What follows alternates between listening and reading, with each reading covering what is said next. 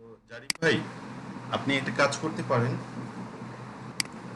জারিফ ভাই, আপনি একটা কাজ করতে পারেন, সেটা হচ্ছে যে আপনি দুই ধরনের, আপনি হচ্ছে যেটা করেছেন, অ্যাড পিপলে গিয়ে আপনি ইমেইল অ্যাড করেছেন এবং ইমেইলের মাধ্যমে হ্যাঁ ইনভাইটেশন পাঠিয়েছেন, তাই তো? হ্যাঁ হ্যাঁ হ্যাঁ আচ্ছা, ইমেইলের মাধ্যমে ইনভাইটেশন পাঠিয়েছেন, কিন্তু ইমেইলের যে ইনভাইটেশন লিঙ্ক আছে ওই লিঙ্কে ক্লিক করার পর এই ইস্যু দেখিয়েছে, তাই তো? হ্যাঁ হ্যাঁ হ্যাঁ যেটা জি বললো। জি ওকে। জি তো স্যার। তাহলে আপনি একটা কাজ করতে পারেন। এই ইমেলটা, ধরেন এই ইমেলটা দিয়ে কোনো অ্যাসোসিয়েট ফেসবুক অ্যাকাউন্টের কানেকশন আছে কিনা, এই জিনিসটা আপনি একটু কনফার্ম হয়ে নিতে পারেন। অ্যাকচুয়ালি আছে, আমি অ্যাকচুয়ালি দুইটা ইমেল দিয়ে করেছি, তা ওই দুইটার মধ্যে ছিল। তারপর আমি থার্ড ইমেল একটা নতুন খুলে তারপর ট্রাই করেছি, তাও এটা আসছে। ওকে, তার মানে হচ্ছে আপনি মানে যেই ইমেল ফেসবুকে কানেক্ট করা আছে, মানে আমরা তো হচ্ছে ফেসবুকে ইমেল ব্যবহার করি না, সেটা আমাদের হ্যাঁ লগ হ্যাঁ হ্যাঁ ইনের সময় ব্যবহার করি, আবার সেকেন্ডারি একটা ইমেলও দিয়ে রাখতে হয়। সো হ্যাঁ হ্যাঁ এই এই রকম ইমেল, মানে যেটার সাথে ফেসবুক কানেক্ট আছে, এরকম ইমেলও ব্যবহার করেছেন অলরেডি, না? হ্যাঁ দুইবার করেছি এরকম, দুইবার ওকে। করেছি। আরেকবার হলো কি নর্মাল ওকে। কোনো কানেকশন ছাড়া ইমেল ইউজ ওকে, করেছি। তাহলে এটা মেবি কোনো টেকনিক্যাল প্রবলেম ছাড়া এটা হওয়ার কথা না। কারণ দেখুন, সবার একই জিনিস হচ্ছে কিন্তু আপনার হচ্ছে না। সো এখানে সামথিং, কোনো একটা কিছু মানে টেকনিক্যাল একটা রিজন এখানে থাকতে পারে। বুঝতে পেরেছেন জারিফ ভাই? হ্যাঁ হ্যাঁ বুঝতে পেরেছি। সো এখন এটার জন্য অ্যাকশন নেওয়ার জন্য আপনারা যদি ধরেন আরেকটা ফেসবুক আইডি ক্রিয়েট করে সেইটা দিয়ে ট্রাই করেন, এটাও আসলে মানে যৌক্তিক কিছু হবে না। কারণ হচ্ছে যে ফেসবুকে আহ, মানে যদি কোনো একটা আইডির অ্যাগেইনস্টে ফেসবুকের একটা অথরিটি বিল্ড আপ হয়ে যায়। ধরেন জারিফ ভাইয়ের একটা ফেসবুক আইডি হচ্ছে 5 বছর ধরে অ্যাক্টিভ আছে, তার মানে ফেসবুক অথরিটি এই আইডিটাকে অনেক বেশি ট্রাস্ট করবে। আবার হুম। আরেকটা আইডি মনে করেন গতকালকে খুলেছে, খোলার পর সেইটা দিয়েই অ্যাড দেওয়ার ট্রাই করছে। ফেসবুক স্বাভাবিকভাবেই যে গতকালকে একটা আইডি খুলে আজকেই অ্যাড দেওয়ার ট্রাই করছে সেটা দিয়ে, তাহলে ফেসবুক তাকে হচ্ছে অনেক বেশি হচ্ছে স্প্যামার বা এই ধরনের স্ক্যামার, এই ধরনের কিছু একটা হিসেবে ধরে নিবে। আমার কথা বুঝতে পেরেছেন? হুম। হ্যাঁ হ্যাঁ সো এই কারণে হচ্ছে আপনারা মানে নতুন কোনো আইডি দিয়ে একেবারে নতুনভাবে চেষ্টা চালাবেন এটা করবেন না। সো যদি আপনি ভাবেন যে না, আপনি অ্যাড রিলেটেড কাজগুলো করবেন, তার জন্য আপনি আলাদা একটা আইডি থেকে ম্যানেজ করবেন, সেটা অবশ্যই করতে পারেন। সেটার জন্য যেটা করতে হবে, একটা আইডিকে আপনাকে গ্রো করতে হবে। একটা আইডিকে হুম হুম গ্রো করা বলতে, ধরেন একটা আইডি খুলেছেন, খোলার পর সেই আইডিটাকে আপনি আম, 1 মাস ধরে বিভিন্ন ওইটা থেকে বিভিন্ন অ্যাক্টিভিটিস আপনি চালালেন এবং 1 মাসের মধ্যে আপনি ফ্রিকোয়েন্টলি বিভিন্ন সময়ে ওই আইডিতে ঢুকে আপনি বিভিন্ন অ্যাক্টিভিটিস ওখান থেকে মেনটেন করছেন। যদি এরকম হয়, মাসখানেক পরে যদি আপনি এরপর বিজ্ঞাপনের যে আদার্স যেই যেই জিনিসগুলো যদি ওইটা দিয়ে করতে চান, তাহলে প্রবলেম হবে না এবং ওই আইডিতে আপনার মোটামুটি হয়তো বা ধরেন 400 বা 500 ফ্রেন্ড কানেক্টেড আছে। ঠিক আছে? হুম। এরকম থাকলে হ্যাঁ এই আইডিটাকে ফেসবুক ট্রাস্ট করবে। তা না হলে যে নতুন আইডি খুলে যে করবে, মানে যত বেশি আপনি এরকম কাজ করতে থাকবেন, তত বেশি হচ্ছে ফেসবুকের যে বটের চোখে আপনার এই জিনিসগুলো সাসপিশিয়াস অ্যাক্টিভিটিস হিসেবে পড়বে এবং আপনি হচ্ছে তত বেশি রিস্কের মধ্যে থাকবেন। বুঝতে পেরেছেন? হুম। হ্যাঁ হ্যাঁ বুঝতে পেরেছি। আচ্ছা, সো তারপরেও আমি হচ্ছে জারিফ ভাইয়ের এই প্রবলেমটাকে আজকের একেবারে শেষ দিকে, যেহেতু এই প্রবলেমটা দুইজন ফেস করেছেন, তাহলে শেষ দিকে এসে জারিফ ভাইয়ের এই প্রবলেমটাকে আমরা লাইভ দেখবো। জারিফ ভাই, আপনি কি আপনার স্ক্রিনটা শেয়ার করতে পারবেন না? হ্যাঁ পারবো, সে পারবো। ঠিক আছে, তাহলে আমরা এটা নিয়ে একদম শেষে কথা বলবো। এটা এটা গেল একটা টপিক। আর আব্দুল কাদের ভাইও কিছু একটা বলতে চাচ্ছিলেন। জি স্যার, আমি ওই যে বিজনেস অ্যাকাউন্ট। যেহেতু কোনো ওয়েবসাইট নাই, তাহলে আপনার কিন্তু প্র্যাকটিস করতে হবে। প্র্যাকটিস করার জন্য আপাতত ধরেন অন্য কোনো একটা ওয়েবসাইটের ইউআরএল আপনি দিয়ে দিবেন। কোনো একটা ওয়েবসাইটের ইউআরএল দেওয়ার অর্থ যে ওই ওয়েবসাইটটা আপনাকে ভেরিফাই করতে হবে, ব্যাপারটা একদম এরকম না। আমার কথা বুঝতে পেরেছেন? হ্যালো? বুঝতে পারছি। হ্যাঁ, সো ওখানে একটা যদি আপনি ওয়েবসাইটের ডোমেইনের নাম বসিয়ে রাখেন, তাহলে আপনি ফিচারটাকে ব্যবহার করতে পারবেন। ঠিক আছে? তার এরপরে হচ্ছে যখন আপনার এই ফিচারটা অ্যাক্টিভ হয়ে যাবে, পরে যখন আপনার নিজের ওয়েবসাইট হয়ে যাবে, তখন আপনি আপনার নিজের ওয়েবসাইটটা ওখানে বসিয়ে দিবেন। ঠিক আছে? আর জি এছাড়া স্যার। আমরা যেহেতু এই যে এখন ডিজিটাল মার্কেটিং এর বাকি যে জিনিসগুলো দেখব, বিশেষ করে সার্চ ইঞ্জিন অপটিমাইজেশন, এই জিনিসগুলো শিখতে হলে হচ্ছে নিজের কিন্তু একটা ওয়েবসাইট লাগবে, বুঝতে পেরেছেন? সো আগে পরে আপনারা যারাই ডিজিটাল মার্কেটিং নিয়ে আসলেই কাজ করবেন, তাদের জন্য একেবারে ম্যান্ডেটরি হচ্ছে একটা নিজের ওয়েবসাইট থাকা। একটা ওয়েবসাইট না থাকলে আপনি কখনোই ডিজিটাল মার্কেটিংয়ের যে বাকি পার্টগুলো আছে এই জিনিসগুলো আপনারা শিখতে পারবেন না। সার্চ ইঞ্জিন অপটিমাইজেশন, তারপর হচ্ছে ওয়ার্ডপ্রেসের যে কাস্টমাইজেশন, এরপর লোকাল এসইও, ঠিক আছে, যে টার্মগুলো আছে এই জিনিসগুলো আপনারা শিখতে পারবেন না। সো মেন্টালি এইটুকু প্রিপারেশন নিয়ে রাখেন যে যখনই আমরা সার্চ ইঞ্জিন অপটিমাইজেশনের এই পার্টে আসব, তখন আমরা প্রত্যেকে নিজে নিজে একটা ওয়েবসাইট করার ট্রাই করব, ঠিক আছে? একটা ওয়েবসাইট করতে আপনাদের খুব বেশি খরচ হবে না, হয়তো বা ধরেন ডোমেন আর হোস্টিং মিলে 2000 টাকার মধ্যে আপনার একটা ওয়েবসাইট হয়ে যাবে। সো এইটা দিয়ে আপনি যদি প্র্যাকটিস করে সার্চ ইঞ্জিন অপটিমাইজেশনটা শিখে ফেলতে পারেন, তাহলে কিন্তু আপনার জন্য মানে আপনার নিজের একটা প্র্যাকটিসের জায়গা হলো, এবং যেই এক্সপেরিমেন্টগুলো আপনি পরবর্তীতে এখান থেকে যদি দেখেন যে আপনি ভালো রকম কনফিডেন্ট পাচ্ছেন, আপনি অনায়াসে তখন ক্লায়েন্ট সার্ভিস দিতে পারবেন, ঠিক আছে? জি সো স্যার। ওটা নিয়ে আমরা, আসলে হ্যাঁ বলেন। জি স্যার, আসলে ওয়েবসাইটের ব্যাপারটা জানা না থাকার কারণে আমি বারবার চেষ্টা করছিলাম, পরে বিজনেস অ্যাকাউন্টে আর ঢুকতে পারতেছি না। ওকে, সমস্যা নাই, এখন আপনি এই আমি যেভাবে বললাম এইভাবে ট্রাই করেন, হয়ে যাবে, ঠিক আছে? জি আচ্ছা। ওকে, সো আমরা এবার আরেকটা ব্যাপার নিয়ে কথা বলি। আজকে কথা বলবো হচ্ছে রিমার্কেটিং নিয়ে। রিমার্কেটিং বা রিটার্গেটিং, এটাকে এক একজন এক এক নামে ডাকে। সো রিমার্কেটিং এর কনসেপ্টটা খুব সিম্পল, যেটা হচ্ছে যে আমার প্রিভিয়াস কোনো কন্টেন্টের সাথে যে মানুষগুলো একবার না একবার ইন্টারাক্ট করেছে, সেই মানুষগুলোকে আমি ফিল্টারিং করে আবার টার্গেট করতে পারবো। সো যেমন ধরেন আমার একটা ওয়েবসাইট আছে, আমি যেটা করেছি বিজ্ঞাপনের মাধ্যমে আমি আমার ওয়েবসাইটে, আমার কথা শুনতে পাচ্ছেন? স্ক্রিন শেয়ার স্যার, স্ক্রিন শেয়ারটা হয়নি। তো স্ক্রিন শেয়ার আসলে আমি এখনো করছি না, তো এখনো প্রয়োজন হয় নাই, যখন প্রয়োজন হবে আমি বলবো আর কি। সো রিটার্গেটিং এর কথা যেটা বলছিলাম, যে আমার ধরেন ওয়েবসাইটে একটা বিজ্ঞাপনের মাধ্যমে আমি মানুষজন ওয়েবসাইটে পাঠালাম, পাঠানোর পরে আমি প্রোডাক্ট বিক্রির জন্যই বিজ্ঞাপনটা দিলাম, কিন্তু অনেক মানুষ আমার ওয়েবসাইটে গেল, কিন্তু ফাইনালি সাকসেসফুলি কেউই হচ্ছে গিয়ে তাদের মধ্যে খুব অল্প সংখ্যক প্রোডাক্ট কিনলো, বাকিরা কিনে নেয়, ঠিক আছে? এই যে অনেক বড় একটা অংশ কিনে নেয়, আমি চাইলে আবার তাদেরকে টার্গেট করতে পারবো যে তারা কেন কিনে নেয়, এই প্রবলেমটার যদি আমি সলিউশন দিতে পারি, তাহলে হয়তোবা সেখান থেকে আবার অনেকে আবার প্রোডাক্টটা দ্বিতীয়বারে আবার যখন তারা ওই বিজ্ঞাপনটা দেখবে, তারা অ্যাডে ক্লিক করবে, ক্লিক করে তারা আবার প্রোডাক্টটা কিনবে। এটার এটা যে কতটা ইফেক্টিভ, মানে আপনার ওয়েবসাইটে, মানে এই জিনিসগুলো আমরা করি মূলত একটা ইভেন্টের মাধ্যমে, যেগুলোকে আমরা পিক্সেল ট্র্যাকিং কোডের মাধ্যমে এই ইভেন্টগুলো ক্রিয়েট করি। সো এই পিক্সেলটা আপনার বিজনেসের জন্য একটা মানে লাইফ টাইম অ্যাসেট, মানে এই পিক্সেলের যে ডাটাগুলো আছে এই ডাটাগুলোই আপনার জন্য অ্যাসেট, কারণ যত বেশি দিন যাবে তত বেশি আপনার ওয়েবসাইটে এই ডাটা জমা হতে থাকবে, এবং তত বেশি আপনার ওই ডাটাগুলোকে ব্যবহার করে করেই আপনি আপনার রিটার্ন অন ইনভেস্টমেন্টটা বাড়াতে পারবেন, ROI যেটাকে আমরা বলি, ROI-টা খুব দ্রুতই বাড়াতে পারবেন, বাড়ানো সম্ভব।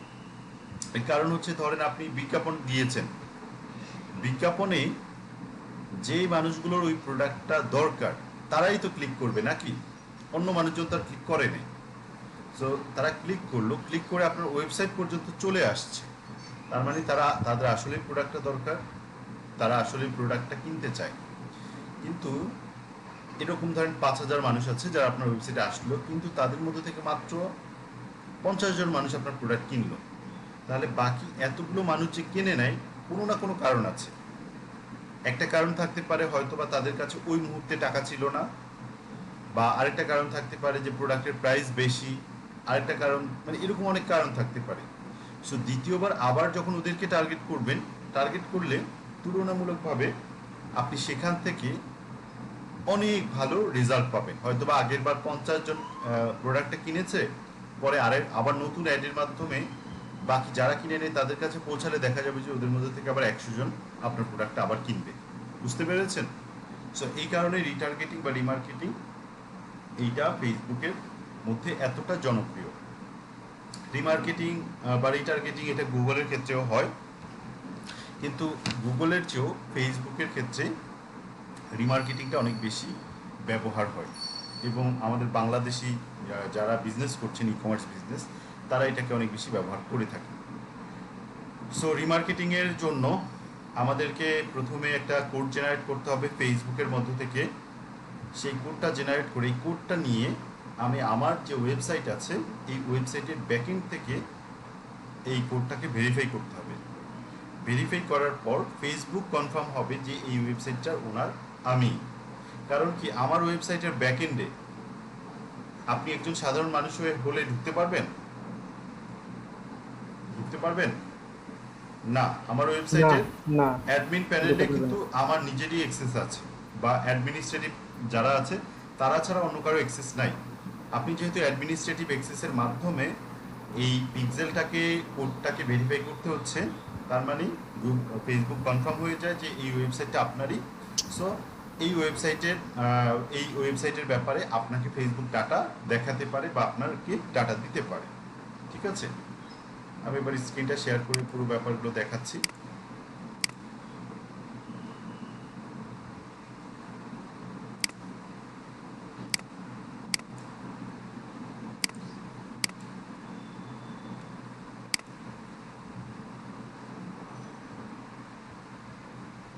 দেখতে পাচ্ছেন? জি স্যার, দেখা যাচ্ছে। দেখা যাচ্ছে। সো আমরা প্রথমে যেটা করব, আমাদের বিজনেস ম্যানেজারের মধ্যে যাব।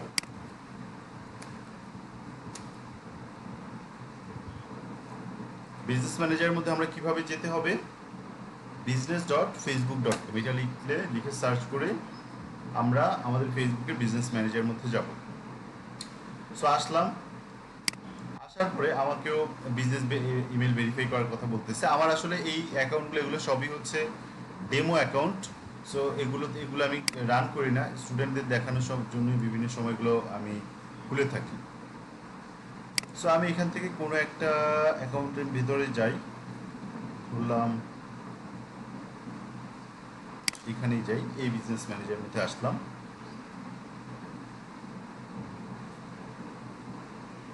আমি এখান থেকে ক্লিক করে এখানে ক্লিক করলাম। ক্লিক করার পর এখানে দেখেন ইভেন্ট ম্যানেজার নামে একটা পার্ট আছে, দেখতে পাচ্ছেন? ইভেন্ট ম্যানেজার, ইভেন্টস ম্যানেজার,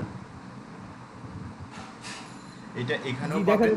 এই তিনটা ডট এখানে ক্লিক করলেও আপনার ইভেন্ট ম্যানেজার দেখতে পারবেন শর্টকাটের এগুলোতে, অথবা এখানেও আপনার ইভেন্টস ম্যানেজারটা দেখতে পারবেন। ঠিক আছে, ইভেন্টস ম্যানেজার, অথবা আপনারা যদি যে বিজনেস সেটিংয়ের মধ্যে যান সেখান থেকেও আপনার বিজনেস ইভেন্টস ম্যানেজারটা দেখতে পারবেন। আমরা এখানে আসলাম, এই যে নিচের দিকে আসি, এখানে পাবেন কোথায়? এখানে পাবেন হচ্ছে যে ডাটা সোর্সেস আছে না, এই ডাটা সোর্সের মধ্যেই পাবেন ইভেন্ট ম্যানেজারটা। ডাটা সোর্সের মধ্যে ক্লিক করি, ক্লিক করার পর এই জায়গায় দেখেন অনেকগুলো পার্ট আছে। ঠিক আছে, এগুলো ওখানে যেটাকে আপনি ইভেন্ট ম্যানেজারের মধ্যে দেখলেন সেই ডাটাগুলোই আমার এখানে ডাটা সোর্সেস এর মধ্যে আছে। ঠিক আছে, আমরা এখন ডিরেক্টলি এখান থেকে ইভেন্ট ম্যানেজার থেকে যেতে পারি, অথবা এই পিক্সেলস এখানে ক্লিক করে সরাসরি চলে যেতে পারি। আমি যেটা করব, এখান থেকে যাই, কোথায় যাব বলেন তো? ইভেন্টস ম্যানেজারে ক্লিক করলাম।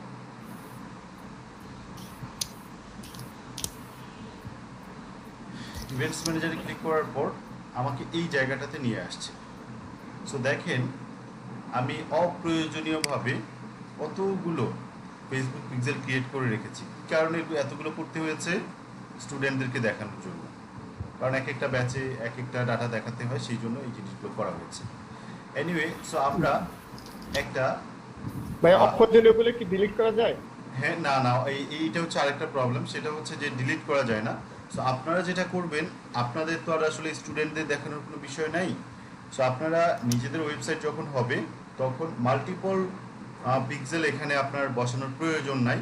আপনি আপনার ওয়েবসাইটের জন্য একটা পিক্সেলই সেট আপ করবেন। মাল্টিপল পিক্সেল সেট আপ করলে একটা কনফ্লিক্ট তৈরি হয়, বুঝতে পেরেছেন? সো এখন ধরেন আমি আমার বিজনেস ম্যানেজারের মধ্যে আছি, এখন আমি আমার ওয়েবসাইটের জন্য একটা পিক্সেল সেট আপ করতে চাই। সো এই জায়গায় আসলে এখানে দেখেন প্লাস আইকন দেখতে পাচ্ছেন, কানেক্ট ডাটা সোর্সেস। সো এই জায়গায় আমরা ক্লিক করব। কানেক্ট ডাটা সোর্সেস, এখানে ক্লিক করব। ক্লিক করার পর মানে আমরা নতুন একটা পিক্সেল সেট আপ করতে চাচ্ছি। সো পিক্সেলের মাধ্যমে 1 2 3 4 চারটা জিনিস ট্র্যাক করা যায়, চারটা অ্যাসেটের ডাটা ট্র্যাক করা যায়। একটা হচ্ছে ওয়েবসাইট, একটা হচ্ছে অ্যাপ, মোবাইল অ্যাপ, আর একটা হচ্ছে অফলাইনে কিছু জিনিস ট্র্যাক করা যায়, আর একটা হচ্ছে সিআরএম। সো এই ফিচার দুইটা একেবারেই নতুন আসছে, আর এটা মোটামুটি আগে আসছে, কিন্তু এই তিনটার মধ্যে এই তিনটার ব্যবহার খুব একটা নাই বলা চলে, কিন্তু ব্যবহার মূলত হয় কোনটা, ওয়েব। ঠিক আছে, সো আমরা ওয়েবসাইটের জন্য পিক্সেল সেট আপ করতে যাচ্ছি। এখন কী করবো, এই জায়গাটাতে ক্লিক করব, ক্লিক করার পর কানেক্ট বাটনে ক্লিক করব। সবাই একটু ভালো করে লক্ষ্য করেন, কানেক্ট বাটনে ক্লিক করলাম। ক্লিক করার পর আমাকে এখানে দুইটা অপশন দিতে বলতেছে। প্রথমটা হচ্ছে কনভার্সন এপিআই। কনভার্সন এপিআই হচ্ছে ফেসবুক আপনাকে একটা এপিআই কোড জেনারেট করে দিবে এবং এপিআই কোডের মাধ্যমে আপনি কানেক্ট করবেন। এইটা অনেক হচ্ছে জটিল, এবং এটা হচ্ছে ডেভেলপাররা নর্মালি এই ধরনের কাজগুলো করে থাকে। সো আমরা যেহেতু ডেভেলপিং এন্ডের মানুষ না, আমরা নর্মাল যে ফেসবুক পিক্সেল সেট আপ করার সেটা আমরা করতে চাচ্ছি। সো এখানে আমরা কোনটা করব, ফেসবুক পিক্সেল। ক্লিক করলাম, ক্লিক করার পর কানেক্ট বাটনে ক্লিক করব। কানেক্ট বাটনে ক্লিক করলাম, করার পর এখানে আমাকে বলতেছে আমার যে ফেসবুক পিক্সেলের এটা একটা নাম দিতে। সো এই যে এখানে দেখতে পাচ্ছেন এক একটা পিক্সেলের আমি এক একটা নাম দিয়ে রাখছিলাম, দেখা যাচ্ছে এই জায়গাগুলোতে। জি দেখা যাচ্ছে। সো জি, দেখতে পাচ্ছি। এইটা আপনার বিজনেসের উপর ভিত্তি করে আপনি নামকরণ করবেন, যে আপনার বিজনেসের যেই নাম সেই নাম অনুযায়ী আপনি এখানে সিলেক্ট করবেন। সো ধরলাম আমি আমার এই ওয়েবসাইটের জন্য করতে চাচ্ছি পিক্সেল নিশ ওয়ার্ডস। ঠিক আছে, এটা হচ্ছে আমার ওয়েবসাইট। আমি একটু আগে একটা জিনিস চেক করে আসি।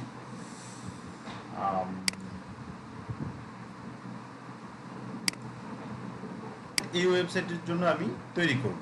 ঠিক আছে, এটাও আসলে একটা ডেমো ওয়েবসাইট, ব্যবহার হয় না। এটা মূলত স্টুডেন্টদের জন্যই, এই স্টুডেন্টদের বিভিন্ন প্র্যাকটিস করাই হচ্ছে এই ওয়েবসাইটে। এই ওয়েবসাইট নিয়ে আমি আসলে দেখাই স্টুডেন্টদের, এই জন্য এই ওয়েবসাইটটা করা। সো এখানে আমি ধরলাম আমার বিজনেসের নাম যেটা, এই নামই আমি এই পিক্সেলটাকে সেট আপ করছি। নাম কি, নিশ ওয়ার্ডস। বুঝতে পেরেছেন? আপনি আপনার বিজনেসের যে নাম সেই নামেই এটার নামকরণ করতে পারেন, পিক্সেলের নেই। এরপর আসি ওয়েবসাইটের কথা বলছে। ঠিক আছে, ইজি সেট আপ করার একটা অপশন পাবেন যদি আপনি ওয়েবসাইটের অ্যাড্রেসটা দিয়ে দেন। আমরা ওয়েবসাইটের অ্যাড্রেসটা দিয়ে দিতে পারি, এটা না দিলেও এমন কোনো ক্ষতি হবে না, এটা অপশনাল, না দিলেও আপনি পারবেন এটা ছাড়াও। সো আমি কন্টিনিউ বাটনে ক্লিক করি। কন্টিনিউ বাটনে ক্লিক করার পর আমার যে ওয়েবসাইটটা, আমার ওয়েবসাইটটা হচ্ছে কোন সিএমএস এ, এটার সিএমএসটা হচ্ছে ওয়ার্ডপ্রেস। সিএমএস মানে হচ্ছে কোন সফটওয়্যারের মাধ্যমে ব্যাকএন্ড থেকে আমার এই ওয়েবসাইটটাকে আমি ম্যানেজ করছি। যেই সফটওয়্যারের মাধ্যমে একটা ওয়েবসাইটকে ম্যানেজ করা হয় সেই সফটওয়্যারটাকে বলা হয় কন্টেন্ট ম্যানেজমেন্ট সিস্টেম বা সিএমএস। বুঝতে পেরেছেন? এই যে যেমন আমি ব্যাকএন্ড থেকে এখানে ধরেন একটা কিছু লিখছি, এই লেখাটা কোন জায়গা থেকে আমি সেট আপ করতেছি, বা এখানে এই লেখাটা লিখতেছি, এটা কোন জায়গা থেকে আমি সেট আপ করতেছি। যে এখানে পোস্টগুলো করতেছি, এই পোস্টগুলো কোথা থেকে আমি সেট আপ করতেছি, এগুলো একটা জায়গা থেকে আমি ম্যানেজ করছি এবং অটোমেটিকভাবে সেটা এখানে চলে আসতেছে। ঠিক আছে, যেই জায়গা থেকে এই পোস্টগুলো করা হয় সেই জায়গাটাকে মানে যে সফটওয়্যারের মাধ্যমে এই জিনিসগুলোকে সবগুলোকে ম্যানেজ করা হয় সেই সফটওয়্যারটাকে বলা হয় content management system. Content management system বিভিন্ন টাইপের হয়, এর মধ্যে খুব পপুলার একটা কন্টেন্ট ম্যানেজমেন্ট সিস্টেম হচ্ছে ওয়ার্ডপ্রেস। ঠিক আছে, ওয়ার্ডপ্রেসের এই যে দেখেন এখানে, এটা হচ্ছে ওয়ার্ডপ্রেসের লোগো। সো ওয়ার্ডপ্রেস ছাড়াও আরও বিভিন্ন ধরনের কন্টেন্ট ম্যানেজমেন্ট সিস্টেম আছে, যেমন জুমলা আছে, তারপরে শপিফাই আছে, এরপরে ম্যাজেন্টো আছে। ঠিক আছে, এরপরে এরকম বিভিন্ন টাইপের কন্টেন্ট ম্যানেজমেন্ট সিস্টেম আছে, কিন্তু ওয়ার্ডপ্রেসটা সবচেয়ে পপুলার, সবচেয়ে বেশি এসইও ফ্রেন্ডলি এবং সবচেয়ে বেশি ব্যবহার হয় যে কারণে ওয়ার্ডপ্রেসটাকেই সবাই প্রেফার করে এবং ওয়ার্ল্ডের সবচেয়ে বেশি ওয়েবসাইট ওয়ার্ডপ্রেস দিয়ে ডেভেলপ করা হয়। ছোটোখাটো যে ওয়েবসাইটগুলো সেগুলো প্রায় 90%ই ওয়ার্ডপ্রেস দিয়ে করা হয়ে থাকে, ঠিক আছে? যে কারণে আমরা ওয়ার্ডপ্রেস নিয়ে কথা বলছি। সো আমাদের দুইভাবে আমরা সেট আপ করতে পারি। একটা হচ্ছে পার্টনার ইন্টিগ্রেশন। পার্টনার ইন্টিগ্রেশনটা হচ্ছে আপনি যেই পার্টনারের মানে আপনার যে সিএমএস যেটা সেই সিএমএস অনুযায়ী আপনি একভাবে হচ্ছে সিএমএস এর ধরেন বিভিন্ন প্লাগইন আপনাকে এখান থেকে ডাউনলোড করতে দিবে, ওই প্লাগইনটা আপনি নিয়ে আপনার ওয়েবসাইটে ইনস্টল করবেন, করলে অটোমেটিকভাবে এটা হয়ে যাবে। এটা হচ্ছে একভাবে।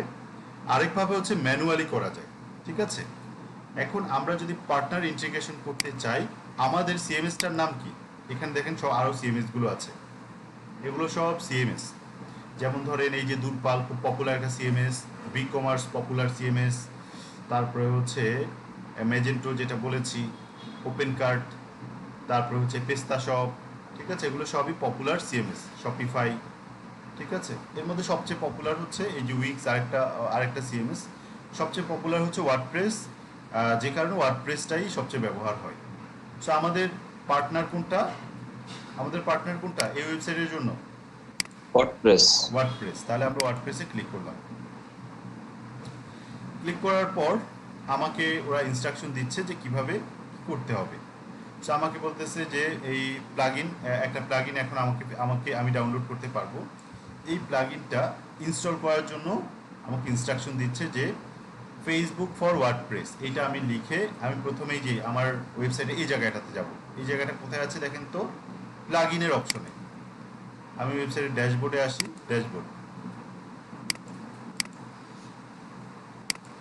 ড্যাশবোর্ডে চলে আসছি না? আসার পর এখান থেকে আমাকে বলতেছে কোথায় পোস্ট মিডিয়া অ্যাপিয়ারেন্সের পরে কি আছে, এটার নাম কি? প্লাগইনস না নাকি? সো আমরা এখানে একটু খুঁজে দেখি প্লাগইনস কোথায় আছে। প্লাগইনস পেয়ে গেছি না? পেয়ে গেছি। আমাকে এখানে বলতেছে যে নম্বর 1-এ তুমি হচ্ছে প্লাগইনে যাওয়ার পরে অ্যাড নিউ বাটনে ক্লিক করবা, এই নম্বর 1 স্টেপ। সো আমি কি করব? প্লাগইনে এসে কোথায় ক্লিক করব বলেন তো? কোনটাতে? অ্যাড নিউ বাটনে। সবাই কি বুঝতে পারতেছেন? অ্যাড নিউ বাটনে ক্লিক করলাম। এরপরে বলতেছে দ্বিতীয় স্টেপে কি করতে হবে? এখানে লিখতে হবে ফেসবুক ফর ওয়ার্ডপ্রেস। সো আমি এখানে কি লিখতে হবে? এই জায়গাতে কি লিখতে হবে? Facebook for WordPress. Facebook for WordPress লিখলাম। ওরা যেটা লিখতে বললো, লেখার পরে এখানে বলতেছে যে কোনটা, এই যে এটা ফেসবুক ফর ওয়ার্ডপ্রেস, এখানে যে জিনিসটা দেখাচ্ছে এটাকে ইনস্টল করতে হবে, এইটা না। কিন্তু আমার কথা বুঝতে পারতেছেন কোনটা? এই যে এটা নম্বর 3, এটা ফেসবুক রেকমেন্ড করতেছে যেটা, আমরা সেটাকেই করব। এটা দিয়েও করা যায় নিশ্চয়ই, কিন্তু আমরা ফেসবুক আমাদেরকে যেটা রেকমেন্ড করতেছে আমরা সেটা করব। সো এইটা, তাহলে কোনটা ইনস্টল করব? এই প্লাগইনটা ক্লিক করলাম। এখন এইভাবে এরপরে যে প্লাগইন অ্যাড নিউ, এরপরে ইনস্টল করতে হবে, এরপরে অ্যাক্টিভেট করতে হবে। আমরা এবার নেক্সট বাটনে ক্লিক করি। নেক্সট বাটনে ক্লিক করার পর বলছে অ্যাক্টিভেট করার পরে কি করতে হবে? এই ফেসবুক এখানে ক্লিক করে গেট স্টার্টে আসতে হবে সেটিং থেকে। আমরা আগে অ্যাক্টিভেট করে নিই। অ্যাক্টিভেট করলাম।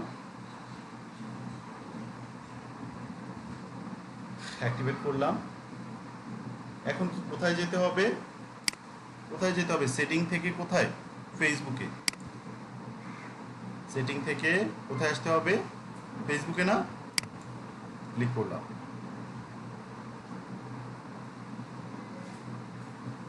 ক্লিক করার পর এরপরে বলতেছে কোথায় ক্লিক করতে বলতেছে? গেট স্টার্টেড নাকি? এই জায়গায় ক্লিক করতে বলতেছে। সো এটা কোন জায়গা? এটা। সবাই কি স্টেপ বাই স্টেপ ব্যাপারগুলো বুঝতে পারতেছেন? ক্লিক করলাম। ক্লিক করার পর এখন আমাকে হচ্ছে বলতেছে যে আমি এইটা দ্বারা এই আইডি আমার কিনা, এই আইডি দ্বারা আমি লগ ইন করতে চাচ্ছি কিনা। হ্যাঁ, এটাই হচ্ছে আমার আইডি। এই যে আমি এখানে লগ ইন করা আছি, অটোমেটিকভাবে ফেসবুক ওটা ডিটেক্ট করতে পেরেছে।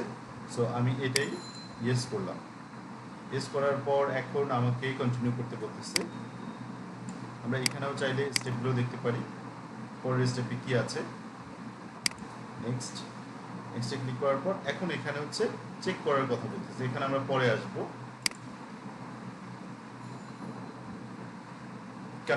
কানেক্ট হচ্ছে, সো একটু আমরা ওয়েট করি।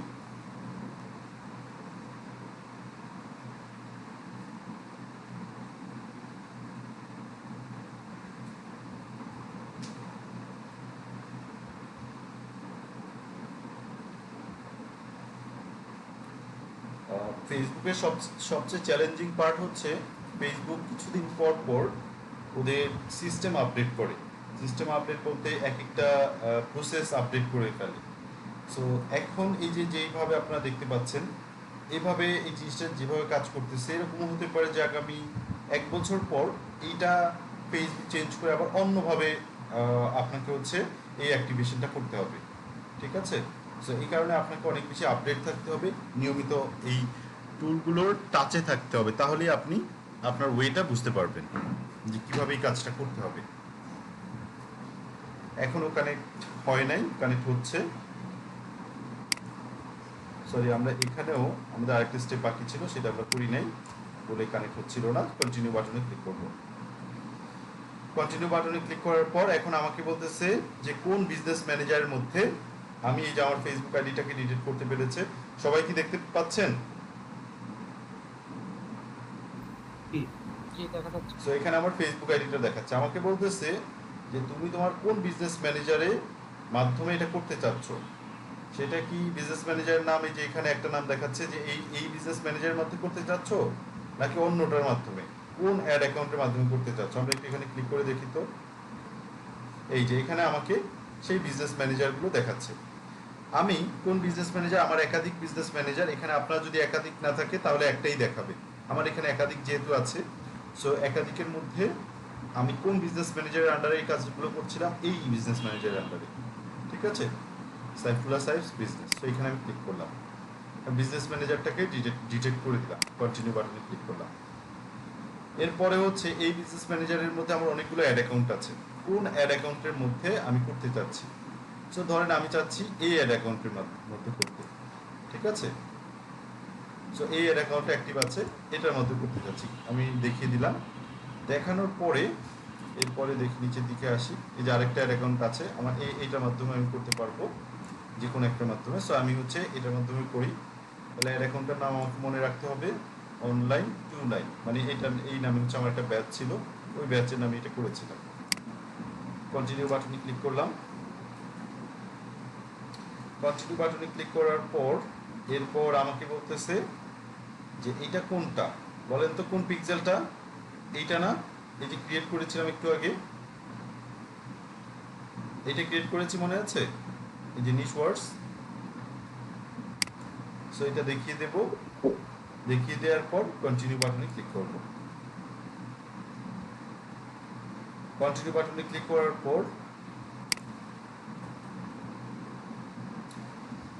এখানে হচ্ছে যা আছে সেটা ডিফল্ট ভাবেই থাকবে, এখানে কোনো কিছু করা লাগবে না, জাস্ট আমরা এখন কন্টিনিউ করব। আমি এখান থেকে কোন বিজনেস ম্যানেজারের মধ্যে, কোন অ্যাড অ্যাকাউন্টের মধ্যে এবং পিক্সেল কোনটা সেটা আমি বলে দিয়েছি। কন্টিনিউ বাটনে ক্লিক করব।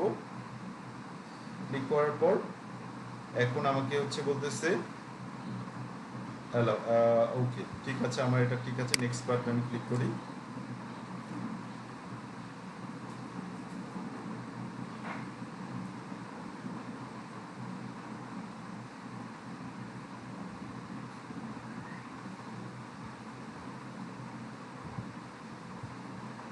সো হয়ে গেছে, এখন ডান বাটনে ক্লিক করলে আমার পিক্সেল সেটআপ ডান। একটু আমরা ওয়েট করি। ওকে, সো পিক্সেল সেটআপ ডান হয়ে গেছে। এখন আমি এখানে অ্যাগ্রি বাটনে ক্লিক করে কন্টিনিউ করব, এই যে অ্যাগ্রি। ঠিক আছে?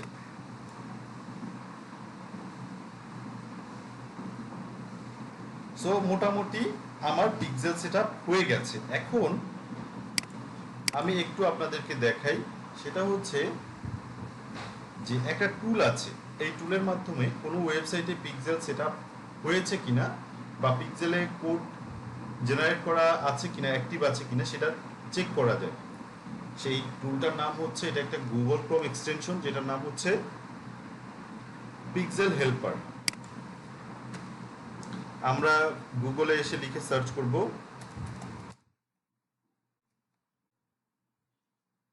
Facebook pixel helper Google Chrome extension.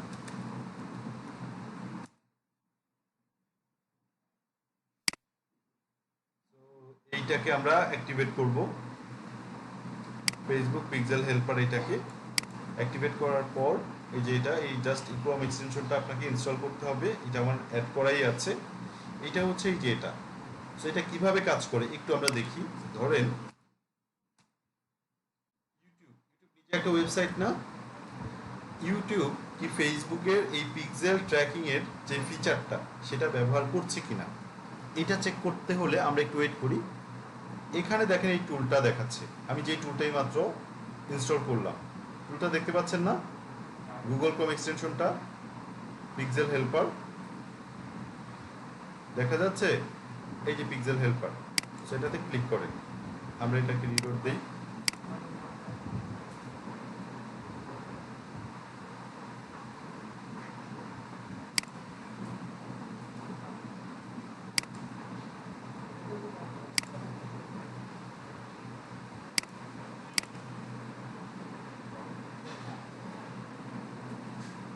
অন্য কোনো একটা ওয়েবসাইটে আমরা যাই, দেখি কোডাস্টাস বা অন্য যে কোনো ওয়েবসাইটে আমরা যাই। এই যে দেখেন এটা কি চেঞ্জ হয়ে গেছে না? এটা কি দেখাচ্ছে? একটু আগে এটা গ্রিন ছিল, গ্রিন না তো, সরি, এটা হচ্ছে কি, একটু আগে এটা অন্য ডিসেবল অবস্থায় ছিল না, এখন এটা অ্যাক্টিভ অবস্থায় আছে না? দেখতে পাচ্ছেন? এখানে যদি ক্লিক করেন, ক্লিক করলে দেখাবে যে ফেসবুক পিক্সেল সেটআপ করা আছে ইউটিউবের এখানেও, এবং হচ্ছে কি এই যে পেজ ভিউ হচ্ছে এই ইভেন্টটাকে তারা ট্র্যাক করতেছে। সো আমাদের ওয়েবসাইটে আমরা পিক্সেল সেটআপ করেছি। এই পিক্সেলটা ঠিকমতো কাজ করছে কিনা এটা বোঝার জন্য আমরা এই যে এই টুলটার আমরা সহায়তা নিব। টুলে আমরা ক্লিক করলাম, ক্লিক করার পর কি দেখাচ্ছে, কি দেখাচ্ছে বলেন তো? টুলটা ঠিকমতো কাজ করতেছে। এই যে পেজ ভিউ ট্র্যাক করতেছে, গ্রিন, দেখতে পাচ্ছেন? আমার কথা কি শুনতে পাচ্ছেন নাকি? জি জি, শুনতে তো পাচ্ছি। কি জটিল মনে হচ্ছে? খুব জটিল লাগতেছে?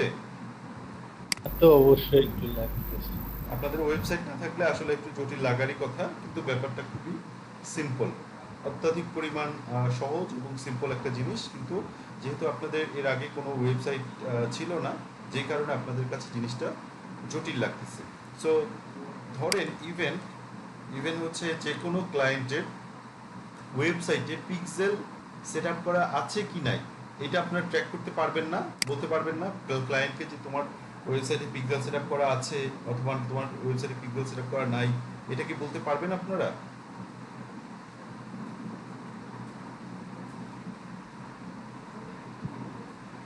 হ্যালো, কারো কোনো কথাবার্তা নাই, কি কারণে ভাই? আছে তো। হ্যাঁ ভাই, অবশ্যই অবশ্যই বলা যাবে। পিক্সেলে হেল্পার দিয়ে এক্স্যাক্টলি, ওটা জাস্ট পিক্সেল হেল্পটা ক্রোম এক্সটেনশনটা ইনস্টল করে নেবেন। এরপরে হচ্ছে আপনারা ওই ওয়েবসাইটের মধ্যে যাবেন, যার পর একটু ওয়েট করবেন। ওয়েট করার পর এখানে দেখবেন যে পিক্সেল হেল্পার আপনাকে ডাটা দেখাবে যে এই ওয়েবসাইটটা এই ওয়েবসাইটে পিক্সেল সেট আপ করা আছে কি নাই। আমরা যদি একটু দেখি যে কোডাস ট্রাস্টেডটা আছে কিনা।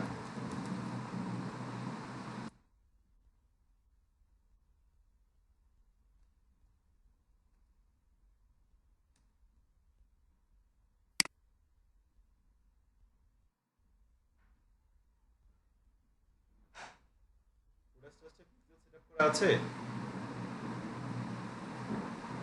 হ্যাঁ জি আছে। আছে। সো দেখি প্রথম আলোতে,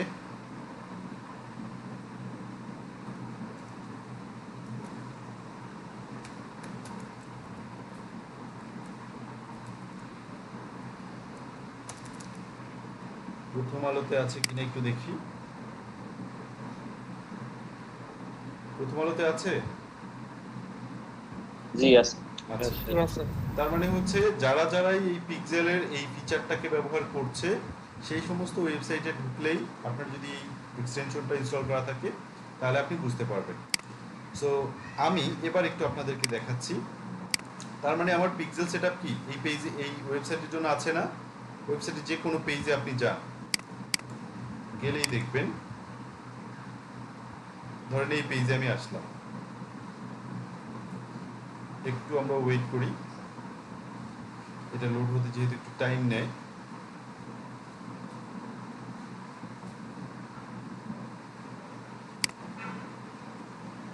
এটা পিক্সেলটা খুঁজে পাচ্ছে না। আচ্ছা, আমরা আরেকটা পেজে যাই। ওই যে শেষে আসলো, সরি আমি ভুলে গেলাম কেন। এই যে দেখেন এখন আসছে না? আসছে, এই যে পিক্সেল সেটআপ এই পেজের জন্য।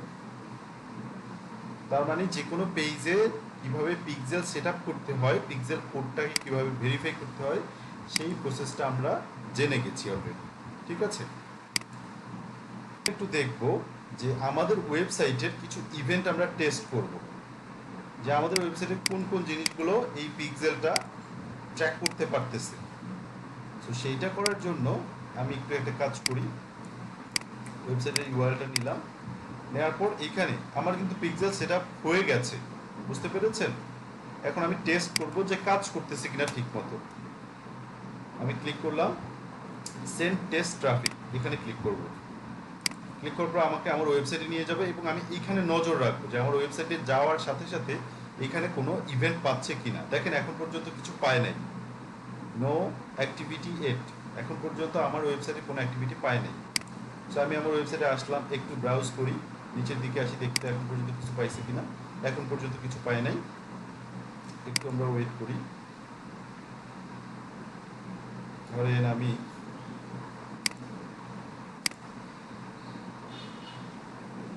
এখানে এটাতে একটু ক্লিক করি, একটু অপেক্ষা করি। সো এখানে এখন পর্যন্ত আমার কোনো ইভেন্ট পায় নাই। আমি আবার একটু ক্লিক করি এখানে,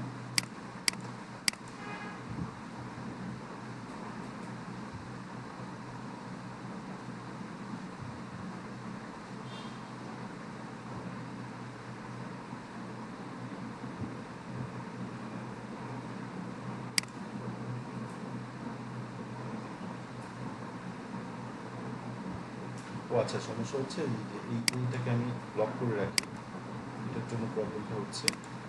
সো আপাতত এটাকে ব্লক করে রাখি, পরে আবার ইনস্টল করবো অ্যাড ব্লকের কারণে। আবার স্টার্ট করি,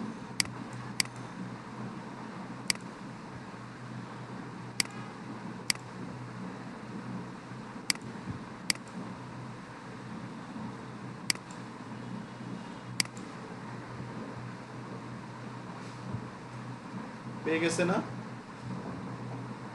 পেয়ে গেছে আমার ইভেন্ট।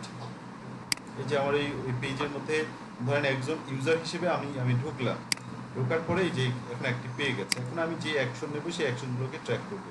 যেমন আমি যদি এখানে ক্লিক করি, দেখেন এখানে চেঞ্জ হয়ে যাবে। সো এটা অ্যাক্টিভ পেয়েছে, এটা আমি পরে আবার চেক করতে পারবো। আমি হচ্ছে নেক্সট বাটনে ক্লিক করি। নেক্সট বাটনে ক্লিক করার পর এখানে বলতেছে আমি অটোমেটিকভাবে চাইলে কিছু ইভেন্টকে আমি অ্যাড করতে পারবো।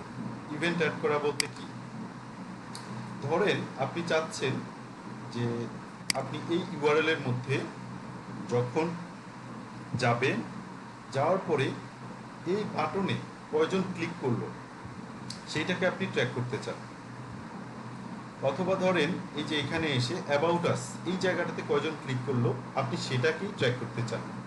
তার মানে এই বাটনটাকে আপনি ট্র্যাক করতে চাচ্ছেন এই পেজের মধ্যে। ঠিক আছে, এইটাকে আপনি চাইলে একটা ইভেন্ট হিসেবে অটোমেটিকভাবে সেট আপ করতে পারবেন। কিভাবে, আমি একটা ইভেন্ট আপনাদেরকে সেট আপ করে দেখাচ্ছি। যেমন আমি আবার এই পেজটাকে আবার এখানে আনি, নিউ ওয়েবসাইট, আমি এখানে ক্লিক করলে আমাকে আবার ওয়েবসাইটে নিয়ে যাবে। এই যে নিয়ে আসছে ওয়েবসাইটে, দেখেন। সো এখন এই জায়গায় আমার অ্যাকশনকে ট্র্যাক করবে। এখানে দেখেন আমার একটা পপ আপ ওপেন হয়ে গেছে। আমি একটু নিচের দিকে আসি। ট্র্যাক বাটন, আমি একটা বাটনকে ট্র্যাক করব। সেই বাটনটা কোনটা, আপনি আপনার পছন্দ মতো স্পেসিফিক কোনো বাটনকে ট্র্যাক করতে পারেন। আমি যেমন হচ্ছে আমি চাচ্ছি যে এই যে অ্যাবাউট আস এই পেজটাকে আমি একটা ট্র্যাক করতে চাচ্ছি, যে এই পেজে আমার এই পেজে ঢুকে এইখানে এসে কতজন এই বাটনে ক্লিক করে সেই নাম্বারটাকে আমি কাউন্ট করতে চাচ্ছি। সো এখানে আমি করব কি, ট্র্যাক নিউ বাটন। ঠিক আছে, এখানে ক্লিক করলাম। ক্লিক করার পর কোন বাটনটাকে আপনি ট্র্যাক করতে চান, এখানে দেখেন প্রত্যেকটা বাটন ও হচ্ছে কি ডিটেক্ট করে ফেলেছে। আপনি এখন বাটনটাকে দেখিয়ে দিতে হবে। আমি কোন বাটনটাকে ট্র্যাক করতে চাই বলেন তো, কোন বাটনটা? About us. সো এটাতে ক্লিক করলাম। ক্লিক করার পর এখানে দেখেন আমার পপআপে আবার নতুন একটা জিনিস দেখাচ্ছে। এখন আমি এই বাটনটার কি নাম দেব সেটা আমি এখান থেকে বলে দিতে হবে, যে এখানে কি কি ইভেন্ট আছে। পিক্সেলের সাথে আপনাদেরকে জানতে হবে ইভেন্টগুলো। ইভেন্ট কি মানে, ইভেন্ট হচ্ছে আপনি আপনার ইউজারের কোন অ্যাকশনটাকে আপনি ট্র্যাক করতে চান। এক একটা অ্যাকশন মানে হচ্ছে এক একটা ইভেন্ট। তার মানে একটা যদি ই কমার্স ওয়েবসাইট হয়, ই কমার্স ওয়েবসাইটে অ্যাড টু কার্ট থাকে না, ইনিশিয়েট চেক আউট থাকে না, তারপরে হচ্ছে পারচেজ, এই ইভেন্টগুলো থাকে না, অ্যাড পেমেন্ট ইনফো এগুলো থাকে না, অ্যাড উইশ লিস্ট এগুলো থাকে না। আপনারা কি কখনো ই কমার্স ওয়েবসাইট থেকে কেনাকাটা করেছেন? যদি কেনাকাটা করে থাকেন তাহলে দেখবেন যে ওখানে এইরকম স্টেপ বাই স্টেপ একটা হচ্ছে পারচেজ করার আগে আপনাকে কয়েকটা স্টেপে যেতে হবে, কয়েকটা বাটনে, একটার পর একটা বাটনে আপনাকে যেতে হবে। যেমন আপনি ধরেন 10টা প্রোডাক্ট কিনবেন। সো প্রথম প্রোডাক্টটাকে আপনি অ্যাড টু কার্টে নিলেন। অ্যাড টু কার্ট মানে আপনি একটা লিস্ট তৈরি করতেছেন। ঠিক আছে, অ্যাড টু কার্টে নিলেন। নেয়ার পরে আপনার লিস্টটা তৈরি হয়ে গেছে, ধরেন 5টা প্রোডাক্টকে আপনি অ্যাড টু কার্টের মধ্যে রাখলেন। এরপরে আপনি কি করবেন, আপনি করবেন হচ্ছে initiate check out. So initiate check out বাটনে ক্লিক করার পরেই এরপরে আসবে যে তুমি তোমার পেমেন্ট সিস্টেম সেট আপ করো। ঠিক আছে, অথবা আপনি অ্যাড টু কার্ট বাটনের পরে আপনি যদি চান যে না আমি এখন প্রোডাক্টগুলো কিনতে চাচ্ছি না, পরে প্রোডাক্টগুলো কিনবো, তাহলে add to wish list, wish লিস্টের মধ্যে আপনি রেখে দিতে পারেন যে আমি এই প্রোডাক্টগুলোকে পরে কিনবো। সো আপনি যেই বাটনে থেকে যেই বাটনে যাচ্ছেন না কেন, প্রত্যেকটা বাটনকে আপনি ট্র্যাক করতে পারবেন, যে আপনার ওয়েবসাইটে এসে এক একজন ইউজার যেই বাটনগুলোতে ক্লিক করতেছে সেই বাটন ওয়াইজ আপনি তাদেরকে ট্র্যাক করতে পারবেন। আমরা আসলে এই ধরনের কোনো বাটন ট্র্যাক করতে যাচ্ছি না, আমি আসলে কোনটাকে ট্র্যাক করতে যাচ্ছি, অ্যাবাউট আস। সো আমি এটার একটা নাম দিব, যে এটা কি আসলে, এটা ভিউ কাউন্ট, মানে এটাতে ক্লিক করার পর এই পেজটাতে যারা ভিউ করবে তাদেরকে আমি কাউন্ট করব। সো আমি এটা এই ইভেন্টটার নাম দিতে পারি কি, কোনটা দেবো বলেন তো, view content, sorry view content, এটাতে আমি ক্লিক করব। ক্লিক করে আমি এটার নাম দিলাম হচ্ছে ভিউ কন্টেন্ট। এরপর এখানে বলতেছে যে ভ্যালু অ্যাড করা। ভ্যালু অ্যাড করা কি, এগুলো আসলে প্রত্যেকটাই খুব জটিল ব্যাপার পিক্সেলের এই পার্টটা।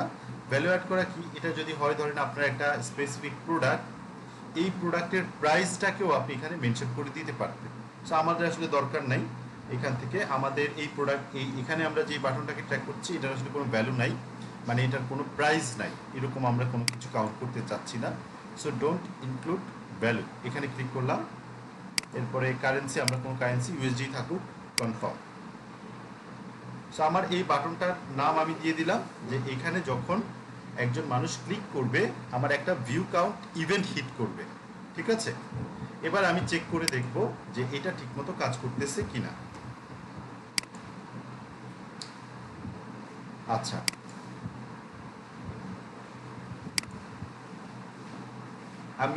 আমি হচ্ছে এখন পরের স্টেপে যাই। পরের স্টেপে যাওয়ার পর এটাকে আবার দেখব। সো ফিনিশ স্টেপ, আমার এটা হয়ে গেছে, ফিনিশ সেট আপ, এখানে ক্লিক করলাম। ক্লিক করার পর ফিনিশ বাটনে ক্লিক করলাম। ঠিক আছে, সাবমিট, ডান। আমার এই ইয়াটা ডান হয়ে গেছে। এখন আমি এটাকে কনফার্ম করে এই ইভেন্টটাকে আমি চেক করব যে ইভেন্টটা ঠিকঠাক মতো কাজ করে কিনা। নেক্সট বাটনে ক্লিক করলাম, করার পরে test events in event manager. এখন ইভেন্ট ম্যানেজার থেকে আমি এই জিনিসগুলোকে টেস্ট করতে পারবো, অথবা ফিনিশ বাটনে ক্লিক করবো। আমি ইভেন্ট ম্যানেজার থেকে টেস্ট করবো, ফিনিশ বাটনে আমি ক্লিক করে নিই। আমার সেটআপ কমপ্লিট হয়ে গেছে। আমি এটাকে একটা রিলোড দিয়ে নিই।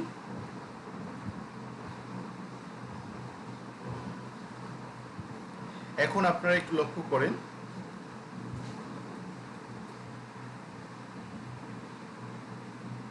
ওকে। সো আমি এখন একটা কাজ করব, ইভেন্ট আমি টেস্ট করব, টেস্ট ইভেন্টস এখানে ক্লিক করি। ক্লিক করার পর এখন আমি আমার ওয়েবসাইটের মধ্যে যাই।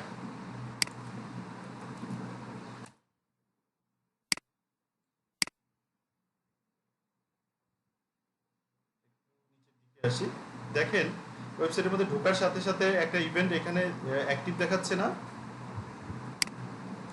দেখতে পাচ্ছেন?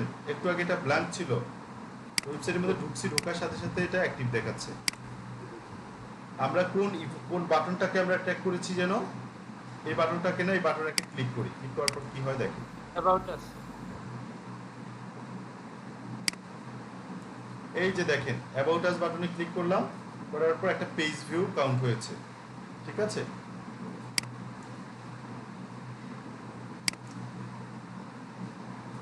সো আমি যদি আবার পূর্বের পেজে চলে আসি,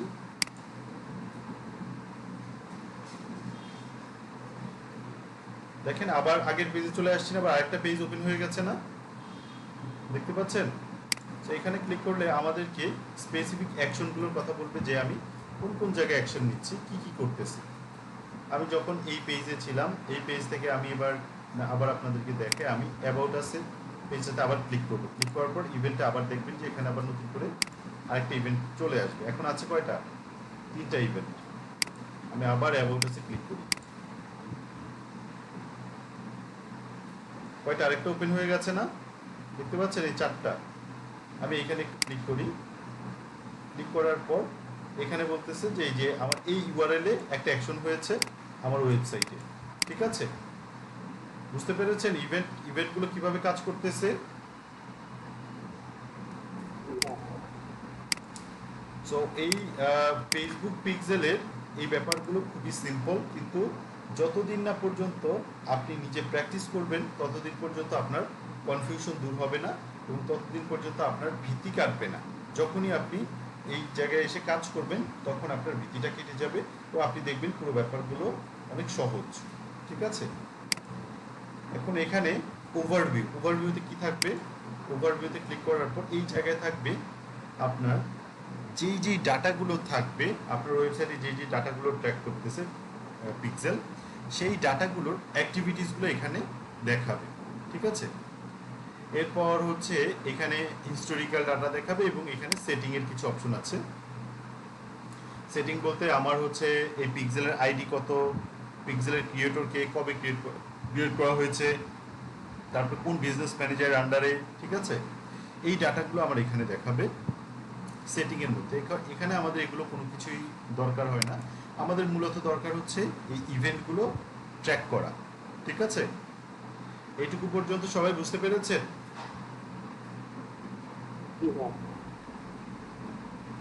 ওকে, সো কারো কোনো প্রশ্ন আছে?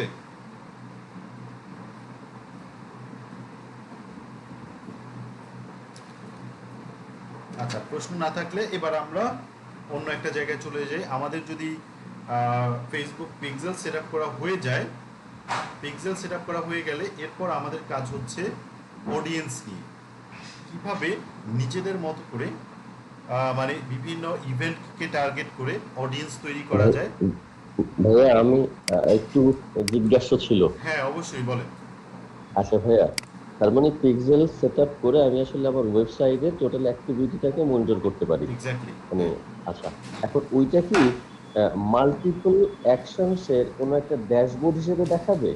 কারণ একজন ব্রাউজার সে হয়তো অনেকগুলো অ্যাক্টিভিটি করলো একটা ওয়েবসাইটে, সো ওই সবগুলো ইভেন্টকে আমার পিক্সেলে কি কোনো একটা ড্যাশবোর্ড হিসেবে যে কাউন্ট, যে সে ফর এক্সাম্পল অ্যাবাউট ইভেন্টটায় গেছে 5 জন, অ্যাড টু কার্ট ওইখানে 10 জন, এরকম কোনো ড্যাশবোর্ড কি আনা সম্ভব? অবশ্যই অবশ্যই এরকম ড্যাশবোর্ড আছে, আমি এটা এই সামনেই আপনাদেরকে দেখাবো। ও আচ্ছা, ঠিক আছে, ঠিক আছে, থ্যাংক ইউ। তাহলে জাস্ট এখনই আপনাদেরকে এই ড্যাশবোর্ডটা দেখাতাম যেখানে আপনারা এই ইভেন্টগুলো দেখতে পারবেন। ঠিক আছে, ঠিক আছে, থ্যাংক ইউ। ওকে। সো আমরা তাহলে একটা ব্রেক নেব, খুব বেশি না, আমরা হচ্ছে 10 মিনিটের একটা ব্রেক নেব, ব্রেকের পরে ফিরে এসে আবার পরের স্টেপে আমরা জিনিসগুলো দেখাবো, ঠিক আছে? এখন বাজে হচ্ছে কত, 16 বাজে, আমরা 3:25-এর মধ্যে চলে আসব। স্যার 30 পর্যন্ত দেন। 30 পর্যন্ত দেব? জি। আচ্ছা ঠিক আছে, তাহলে 3:30 পর্যন্তই থাকুক, 3:30-এর মধ্যে সবাই চলে আসবে।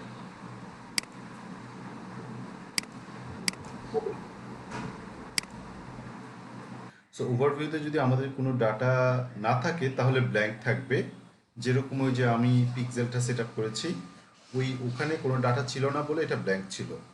কিন্তু ওভারভিউতে আসলেই আপনার যদি কোনো ডাটা থাকে সেই ডাটাগুলো আপনি দেখতে পারবেন। যেমন আমি এখানে দেখাচ্ছি যে লাস্ট 28 দিনে টোটাল এই ওয়েবসাইটের কয়টা ইভেন্ট হিট করেছে, 162টা ইভেন্ট, ঠিক আছে? এই 162টা ইভেন্টের মধ্যে টোটাল 162টা ইভেন্ট কাউন্ট হয়েছে আর কি, ঠিক আছে? সো এর মধ্যে বিভিন্ন টাইপের আছে, যেমন হচ্ছে মেজর ইভেন্ট যেগুলো, সেগুলো হচ্ছে এই যে নিচের দিকে। ই কমার্স ওয়েবসাইটের ক্ষেত্রে মানে একটা ইভেন্টের আমরা তো অলরেডি কি বলে ওটাকে, ফানেল, সেলস ফানেল নিয়ে কথা বলেছি না? সেলস ফানেল বা ফানেল সম্পর্কে তো আপনাদের আইডিয়া আছে কিছুটা হলেও।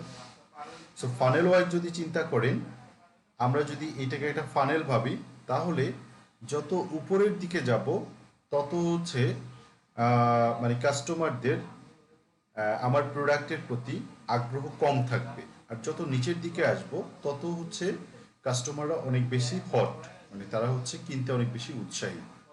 যেমন দেখেন এই ওয়েবসাইটের লাস্ট 28 দিনে পেজ ভিউ হয়েছে, মানে ওয়েবসাইটের এক একটা পেজে ভিউ হয়েছে, এরকম টোটাল কয়টা পেজ ভিউ হয়েছে? 1700। বুঝতে পেরেছেন? টোটাল পেজ ভিউ হয়েছে কত? 1700। View content. সো আমরা এই প্রত্যেকটা ইভেন্টের আমাদের নাম জানতে হবে, আমরা যদি ই কমার্স ওয়েবসাইটের জন্য বিশেষ করে কাজ করি। ভিউ পেজ মানে হচ্ছে একটা পেজে ঢোকার সাথে সাথেই এই পেজ ভিউ ইভেন্টটা হয়ে যায়। ভিউ কন্টেন্ট মানে হচ্ছে ওই কন্টেন্টটা যদি পুরোটা মানে ব্রাউজ করে যায় বা কন্টেন্টটাকে যদি পুরোটা পড়ে, তাহলে এই কন্টেন্টের জন্য একটা কন্টেন্টের একটা পেজের একটা করে ভিউ কন্টেন্ট এই ইভেন্ট কাউন্ট হয়। তাহলে দেখেন টোটাল পেজ ভিউ হয়েছে কয়টা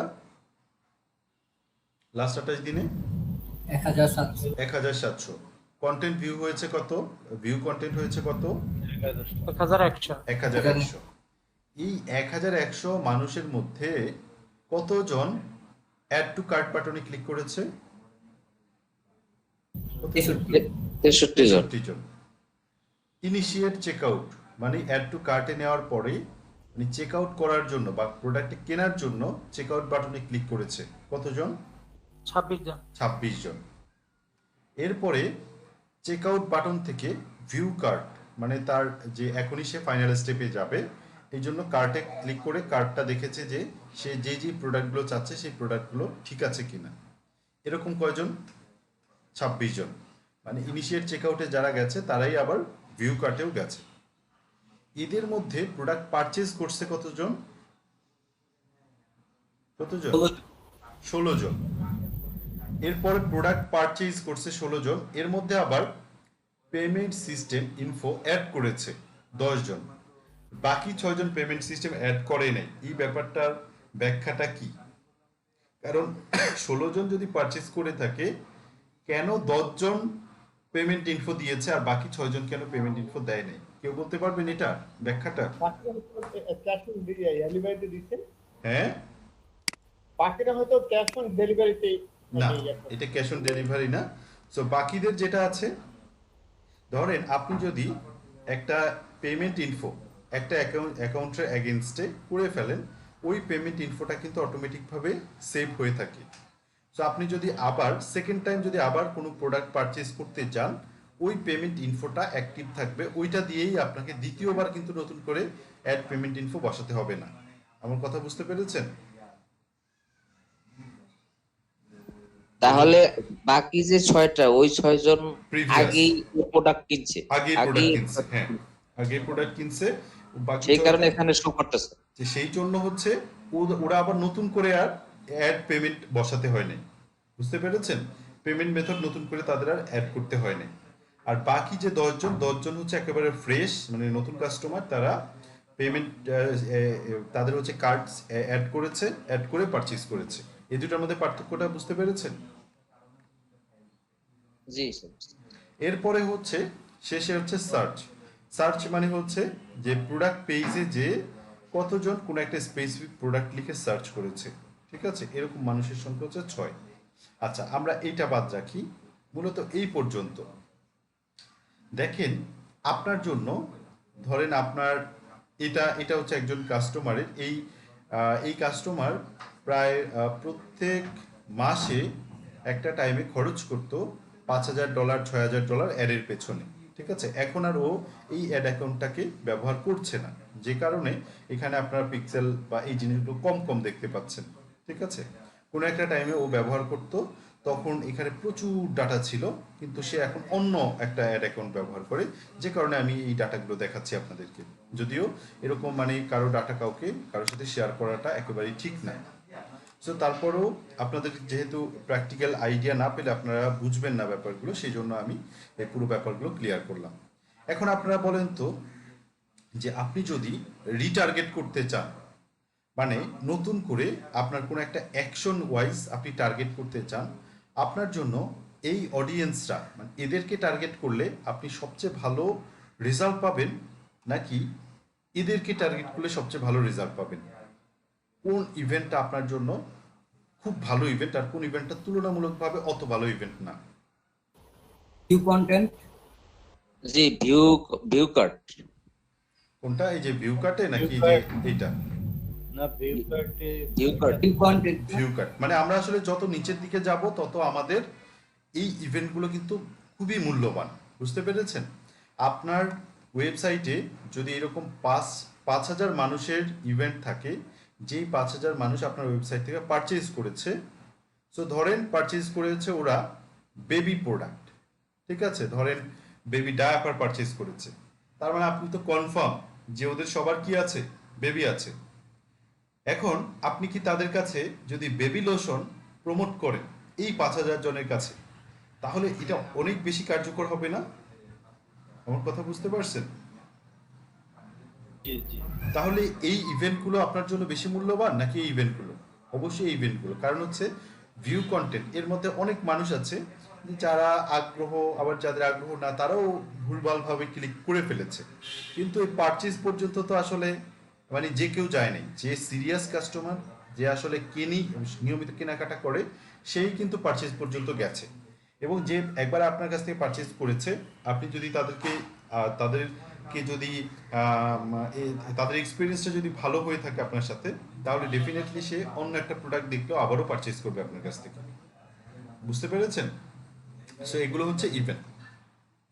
এখন আমরা তাহলে এই ইভেন্টগুলো কি বুঝতে পেরেছি সব?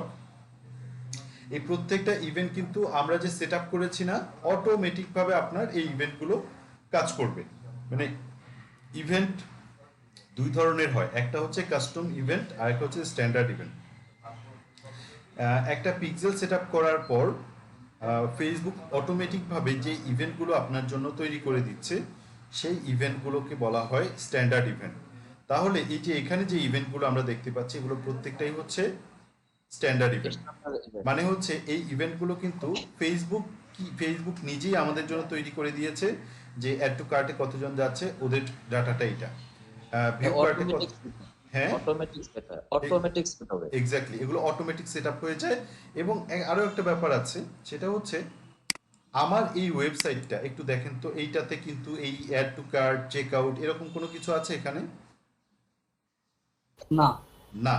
তার মানে যদি আমার এই ওয়েবসাইটটা ই কমার্স ওয়েবসাইট হয়, ঠিক আছে, তাহলে আমি এই ওয়েবসাইটে যারা যারা ঢুকবে তাদের ডাটাগুলো ঠিক এরকম করেই আসবে। এই যে এখানে আমরা যেরকম দেখতে পাচ্ছি এরকম বাজবে। কিন্তু আমার এই ওয়েবসাইটটা আসলে এরকম না। আমার এই ওয়েবসাইটটা হচ্ছে নর্মালি একটা ব্লগ টাইপের ওয়েবসাইট। সো এই ওয়েবসাইটে আমার যে ইভেন্ট আসবে সেই ইভেন্টটা মূলত হচ্ছে এই ইভেন্ট দুইটা। কোন ইভেন্ট দুইটা? একটা হচ্ছে ভিউ কন্টেন্ট আর একটা হচ্ছে পেজ ভিউ। বুঝতে পেরেছেন? আমার এই ওয়েবসাইটে কি অ্যাড টু কার্ট হিট করবে কখনো? অ্যাড টু কার্ট আসবে না, ইনিশিয়েট চেকআউট আসবে না। এই ওয়েবসাইটে যদি একটা ই কমার্স ওয়েবসাইট হতো, মানে ওয়ার্ডপ্রেস দিয়ে করা একটা ই কমার্স যদি ওয়েবসাইট হতো, তাহলে কিন্তু সেই ওয়েবসাইটের জন্য এগুলো সবগুলো চলে আসতো। সো এই জিনিসগুলো আপনি জাস্ট যখন আপনি পিক্সেলটা সেট আপ করবেন, আপনার ওয়েবসাইট অনুযায়ী ডাটাটা অটোমেটিকভাবে এখানে চলে আসবে। সবাই বুঝতে পেরেছেন? জি বুঝতে পারছি। ওকে, সো এখানে আমাদের ডাটা আছে। এখন ধরেন আমরা রিটার্গেট কিভাবে করব সেই ব্যাপারটা নিয়ে আমরা কথা বলবো। সো আমরা অডিয়েন্স নিয়ে যখন কাজ করেছিলাম, আমরা দেখেছিলাম কয় ধরনের অডিয়েন্স আছে। অডিয়েন্স নিয়ে আমরা যখন করেছিলাম, অডিয়েন্স কয় ধরনের বলতে পারবেন? Three type. কি কি যেন ভাই, 4 টাইপের। কি কি যেন বলেন তো, দেখি কার মনে আছে। সেভ অডিয়েন্স, কাস্টম অডিয়েন্স, রিটার লাইক লুকে লাইক অডিয়েন্স, আর একটা মনে করতেছি। আচ্ছা, আর আর চারটার কথা কে বলতে পারবেন? নিউ অডিয়েন্স, তারপর সেভড অডিয়েন্স, কাস্টম আর লুকালাইক। এক্স্যাক্টলি। সো এই চার ধরনের অডিয়েন্স, আগের যে ভাই বলতে চাচ্ছিলেন তিনি হয়তো একটা মিস করেছেন, নিউ অডিয়েন্সের কথা ওনার মাথায় ছিল না। সো জাস্ট আমরা অ্যাড ম্যানেজারের ভেতরে যে যখন একটা অডিয়েন্স তৈরি করি, সেই অডিয়েন্সটাকে আমরা কি অডিয়েন্স বলবো? নিউ অডিয়েন্স, নিউ অডিয়েন্স, তাই না? আমরা যদি অ্যাড ম্যানেজারের ভেতরে যে একটা অডিয়েন্স তৈরি করে, মানে ওই সময় তৈরি করে সেটাকে ব্যবহার করি, সেই অডিয়েন্সটার নাম হচ্ছে নিউ অডিয়েন্স। আমরা যদি ধরেন এই অডিয়েন্সটাকে কোনো একটা অ্যাডে যে অডিয়েন্স তৈরি করছি, এই অডিয়েন্সটাকে যদি সেভ করে রাখি পরবর্তীতে অন্য কোনো ক্যাম্পেইনে ব্যবহার করার জন্য, তাহলে ওই অডিয়েন্সটাকে আমি কি অডিয়েন্স বলবো? Save audience, saved audience, exactly. So এই দুই ধরনের অডিয়েন্সের কথা আমরা জানলাম, কিন্তু আমি বলেছি যে আরো দুই ধরনের অডিয়েন্স আছে। একটা নাম হচ্ছে কাস্টম অডিয়েন্স, আর একটা নাম হচ্ছে লুক অ্যালাইক অডিয়েন্স। অ্যাকচুয়ালি এই যে পিক্সেলের ডাটা দিয়ে আমি যেই অডিয়েন্সটাকে তৈরি করব, সেই অডিয়েন্সটার নাম হচ্ছে কাস্টম অডিয়েন্স। বুঝতে পেরেছেন? মানে যেই অডিয়েন্স অলরেডি আমার সাথে, ওদের কিছু ডাটা আমার কাছে আছে, সেই ডাটা দিয়ে আমি একটা অডিয়েন্স তৈরি করব। ঠিক আছে? এই অডিয়েন্সটাকে আমরা কি বলবো? এই অডিয়েন্সটাকে বলবো আমরা কাস্টম অডিয়েন্স। এখন আমরা প্রথমে দেখব কাস্টম অডিয়েন্স কিভাবে তৈরি করতে হয়, তারপরে দেখবো আমরা লুক অ্যালাইক অডিয়েন্সটা কিভাবে করতে হয়। সো কাস্টম অডিয়েন্স তৈরি করার জন্য আমার এখানে ধরেন এই পিক্সেলের ডাটাগুলো থেকেই আমি তৈরি করবো। এখানে আরেকটা জিনিস একটু আপনাদের মাথায় রাখতে হবে, সেটা হচ্ছে লাস্ট 28 দিনের ডাটা দেখাচ্ছে। আমরা পিক্সেলে 180 দিনের ডাটা পর্যন্ত ট্র্যাক করে, তার মানে কয় মাস? 6 মাস। লাস্ট 6 মাসের ডাটা থাকবে। ঠিক আছে? 180 দিনের ডাটা পিক্সেলে দেখতে পারবো। আমরা যদি 180 দিন এখানে দিয়ে রাখি, কাস্টম মনে করেন আজকে কয় তারিখ? আজকে হচ্ছে জুনের 2 তারিখ। তো সো আমরা দেখি, কাস্টমে ক্লিক করলাম। এর আগের ডাটাগুলো কি থাকবে না? হ্যাঁ হ্যাঁ, মানে 6 মাসের আগের ডাটাগুলো কি মানে পিক্সেলে থাকবে না? 6 মাসের আগের ডাটাগুলো থাকবে না, মানে এই 6 মাসের ডাটাগুলোই আমরা দেখতে পারবো। বুঝতে পেরেছেন? আচ্ছা, সো এখানে আমরা একটু দেখি যে ডাটাটা কাস্টমে দিলাম, দেওয়ার পর জুলাই, জুন, জুনের এটা দিলাম। আমরা দেখি এখানে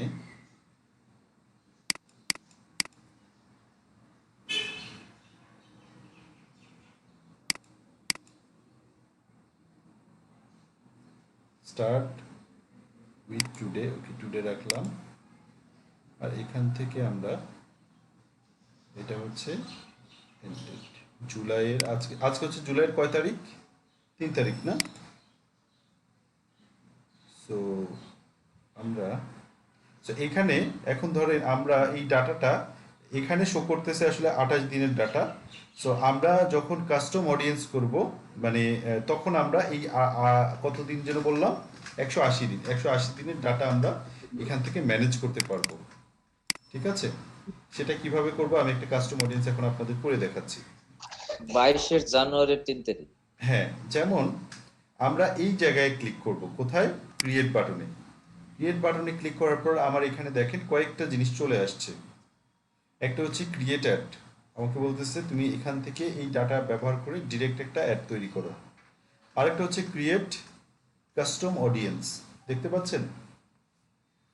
এরপর আরেকটা দেখাচ্ছে ক্রিয়েট লুক অ্যালাইক অডিয়েন্স, আরেকটা হচ্ছে ক্রিয়েট কাস্টম কনভার্সন। ঠিক আছে, কাস্টম কনভার্সনটা কি? কাস্টম কনভার্সন হচ্ছে আপনি যদি কোনো একটা স্পেসিফিক ইভেন্টকে নিজের মতো করে ডিক্লেয়ার করে আপনি সেই ইভেন্টের ডাটা ট্র্যাক করেন, সেটাকে বলা হয় কাস্টম কনভার্সন। যেমন ধরেন আপনার অনেকগুলো প্রোডাক্ট আছে, অনেকগুলো প্রোডাক্টের মধ্যে একটা প্রোডাক্ট আপনার জন্য স্পেশাল।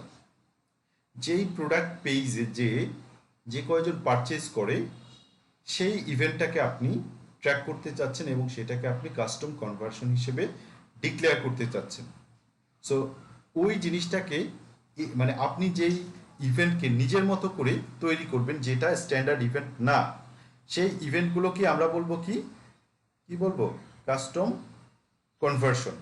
যেমন আমরা মনে আছে যে একটু আগে দেখিয়েছিলাম যে অ্যাবাউট আস পেজটাকে আমরা, অ্যাবাউট আসের যে বাটনটাকে আমরা ট্র্যাক করেছি, মনে আছে আপনাদের? অ্যাবাউট আসের বাটনটাকে, এই বাটনটাকে ট্র্যাক করে আমরা যেই জিনিসটা তৈরি করেছি সেইটার নামই কি? সেটার নামই হচ্ছে একটা কাস্টম কনভার্সন। ঠিক আছে, সো আমরা এখন কোনটা করব? আমরা করব হচ্ছে একটা কাস্টম অডিয়েন্স তৈরি করব আমাদের এই ডাটা দিয়ে। আমি দেখি যে এই দুইটার মধ্যে দেখি এই পিক্সেলে ওর কিরকম ডাটা আছে।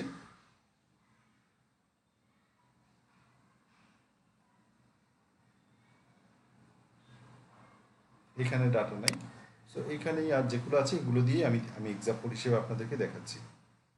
ক্লিক করলাম, আচ্ছা, ক্রিয়েট কাস্টম অডিয়েন্স আসলাম। এখন এই জায়গা থেকে আপনি কোন পিক্সেল থেকে, আপনার অনেকগুলো পিক্সেল সেট করা থাকতে পারে, যেহেতু আমারও এখানে অনেকগুলো পিক্সেল সেট করা আছে, আমাকে আমার পিক্সেলটার কথা বলে দিতে হবে যে কোন পিক্সেলটার থেকে আমি ডাটাটা ট্র্যাক করতে চাচ্ছি। আমি যদি এই পিক্সেলটার মধ্যেই থাকি তাহলে তো হয়েই গেল, আর যদি অন্য পিক্সেল হয় তাহলে এখানে ক্লিক করে আমাকে সেই পিক্সেলের সোর্সটা আমাকে দেখিয়ে দিতে হবে। সো আমার পিক্সেল তো এটাই আছে, আমি যেহেতু এখান থেকেই ঢুকলাম, আমি এটাতে ক্লিক করলাম। এরপরে হচ্ছে এখানে এই জায়গায় হচ্ছে আপনার কন্ডিশন, মানে এই জায়গায় যেই কন্ডিশন দিবেন এই কন্ডিশন অনুযায়ী, ঠিক আছে, আপনার এখানে অডিয়েন্সটা তৈরি হবে। ঠিক আছে, এখন এখানে আমি বলেছি কি সোর্স হচ্ছে এটা, এরপরে আমি ইভেন্ট, কোন ইভেন্টটাকে আমি টার্গেট করে আমি হচ্ছে অডিয়েন্সটা তৈরি করব, সেই ইভেন্টটা আমার এখানে দেখাতে হবে। আমি যদি আমার ওয়েবসাইটে যতগুলো ইভেন্ট আছে সবগুলোকে নিয়ে করি তাহলে যেটা আছে এটাই থাকবে। আর যদি স্পেসিফিক কোনো একটা পার্ট নিয়ে আমি অডিয়েন্স তৈরি করি তাহলে ওইটা দেখিয়ে দিতে হবে। স্পেসিফিক পার্ট কি? ধরেন আমার ওয়েবসাইটে অ্যাড টু কার্টে যারা ক্লিক করেছে তাদেরকে নিয়ে আমি অডিয়েন্স বানাতে চাচ্ছি। সো এখানে ক্লিক করেন, ক্লিক করার পর নিচের দিকে আসেন, এই জায়গায় দেখতে পাচ্ছেন সবগুলো ইভেন্টগুলো দেখা যাচ্ছে না? জি, আগে যেগুলো দেখছি বলে। হ্যাঁ, তো আপনি এখন কোন ইভেন্টটা করতে চাচ্ছেন? ধরেন আপনি যাচ্ছেন ইনিশিয়েট চেকআউট, যতজন করেছে তাদেরকে নিয়ে আপনি অডিয়েন্সটা তৈরি করতে চাচ্ছেন, এখানে ক্লিক করেন। তাহলে এখানে বলেছি কি? আমি বলেছি যে আমার পিক্সেলের নামটা এবং বলেছি হচ্ছে কোন ইভেন্টটাকে টার্গেট করেছি, ইনিশিয়েট চেকআউটে যারা ক্লিক করেছে তাদেরকে। এখন তাদের মধ্যে কতজনকে আমি মানে কত দিনের ডাটা, মানে লাস্ট কত দিনের চেকআউটে যারা ক্লিক করেছে তাদেরকে ট্র্যাক করবো, সেটা আমি যে এখানে বলে দিব। আমি যদি ধরেন 30 দিন না দিয়ে যদি দেই ধরে 180 দিন, তাহলে যেটা হবে আমার এই পিক্সেলের আন্ডারে যতগুলো ইনিশিয়েট চেকআউট আছে সবগুলো চলে আসবে। বুঝতে পেরেছেন? সবগুলো এখানে চলে আসবে যদি 180 দিন দিই। আর যদি এখানে আপনি যে না আপনি আচ্ছা আপনাদের কাছে একটা প্রশ্ন, সেটা হচ্ছে যে ধরেন আপনার জন্য কোন অডিয়েন্সটা ভালো কাজ করবে। একটা অডিয়েন্সের ইভেন্ট রেকর্ড হয়েছে ধরেন 2 দিন আগে, আরেকজন অডিয়েন্সের ইভেন্ট রেকর্ড হয়েছে 15 দিন আগে, আরেকজন অডিয়েন্সের ইভেন্ট রেকর্ড হয়েছে 4 মাস আগে। কোন অডিয়েন্সটা আপনার জন্য সবচেয়ে ভালো কাজ করবে বলতে পারবেন? কাছাকাছি ডেটের অডিয়েন্স নাকি দূরের ডেটের অডিয়েন্স? 4 মাস আগে যেটা করছে ওটা। আর কারো আইডিয়া? কাছাকাছিটা। কাছাকাছিটা ভালো কাজ করবে। কাছাকাছিটা, কারণ দেখেন যে 4 মাস বা 6 মাস আগে আপনার কাছ থেকে প্রোডাক্ট কিনছে সে আপনার কথা এতদিনে ভুলেই গেছে, ভুলে গেছে না নাকি? এখন আপনি যদি কোনো পপুলার ব্র্যান্ড না হয়ে থাকেন তাহলে আপনাকে তার মনে রাখার আসলে প্রয়োজনও নেই। কিন্তু যে লোকটা রিসেন্ট আপনার কাছ থেকে প্রোডাক্ট কিনেছে সে কিন্তু মানে তার একেবারেই খুব রিসেন্ট এক্সপিরিয়েন্স আছে আপনার সাথে। সো এক্সপিরিয়েন্সটা যদি ভালো হয় তাহলে তার প্রোডাক্ট কেনার সম্ভাবনাটা অনেক বেশি হবে। তারপরে আবার এইটাও মাথায় রাখতে হবে একই সাথে যে ধরেন যেই মানুষটা গতকালকে আপনার কাছ থেকে প্রোডাক্ট কিনছে তাকে যদি আজকে আবার অ্যাড দেখেন, আজকে প্রোডাক্ট কিনবে সে? সে তো প্রয়োজন ছাড়া কিনবে না। প্রয়োজন ছাড়া কিনবে না। সো আমরা যেটা সবচেয়ে ভালো কাজ করে সেটা হচ্ছে ধরেন যে লাস্ট হয়তো বা কাছাকাছি ধরেন 10 দিন আগের থেকে শুরু করে ধরেন লাস্ট 1 মাস বা 1.5 মাস এরকম ডাটাটা নিলে সেই ডাটাটা সবচেয়ে ভালো কাজ করে। ঠিক আছে, আপনি ওইভাবেই যে এখান থেকে আপনি সিলেক্ট করবেন যে কোন ডেট পর্যন্ত কোন ডেট আপনি নিতে চাচ্ছেন। সো আমি ধরেন নিলাম যে লাস্ট 2 মাস দিলাম যে 60 দিন। এরপরে এখানে আরেকটা আছে রিফাইন বাই, মানে এদেরকে আবার আপনি চাইলে যে ফিল্টার করতে পারবেন। ঠিক আছে, ফিল্টার করতে পারবেন, যেমন ধরেন ইউআরএল দিয়ে ফিল্টার করতে পারবেন, তারপর কোনো একটা ভ্যালু দিয়ে ফিল্টার করতে পারবেন, ডিভাইস দিয়ে ফিল্টার করতে পারবেন। আসলে এই প্রত্যেকটা জিনিস নিয়ে মানে ফেসবুকের এত ডিটেল আছে যে এগুলো বেসিক ডিজিটাল মার্কেটিং কোর্সে দেখাতে গেলে মানে আপনাদের জন্য এই জিনিসগুলো অনেক বেশি হচ্ছে বোঝা হয়ে যাবে। তো আগে আপনারা এই বেসিক জিনিসগুলো প্র্যাকটিস করলে এই জিনিসগুলো আপনারা এমনিতেই তখন বুঝতে পারবেন। তো আমরা এখানে আরও 2টা অপশন পাচ্ছি, একটা হচ্ছে ইনক্লুড মোর পিপল আর একটা হচ্ছে এক্সক্লুড পিপল। ধরেন আপনি চাচ্ছেন যে আমি একটু এক্সক্লুড বাটনে ক্লিক করলে আপনারা একটা নতুন কিছু দেখতে পারবেন। এক্সক্লুড পিপল এখানে ক্লিক করলাম, ক্লিক করার পর দেখেন আবার এই জিনিসটা ওপেন হয়ে গেছে না? এই যে এখানে যেরকম ছিল এরকম আরেকটা তৈরি হয়ে গেছে না? দেখতে পাচ্ছেন? সো এই কনসেপ্টটা হচ্ছে আপনাদের সাথে অলরেডি আমি শেয়ার করেছি। আমরা চাচ্ছি যে লাস্ট 10 দিনে আমার কাছ থেকে কোনো একটা স্পেসিফিক প্রোডাক্ট, ধরলাম যে বেবি ডায়াপার, লাস্ট 10 দিনে আপনার কাছ থেকে যে বেবি ডায়াপার কিনছে তাকে আবার বেবি ডায়াপারের বিজ্ঞাপন দেখানোর কোনো দরকার আছে? জি না। সো একটা বেবি ডায়াপার কতদিন চলতে পারে? এই 10-15 দিন নাকি? এরকম চলে নাকি? আমার আইডিয়া নেই।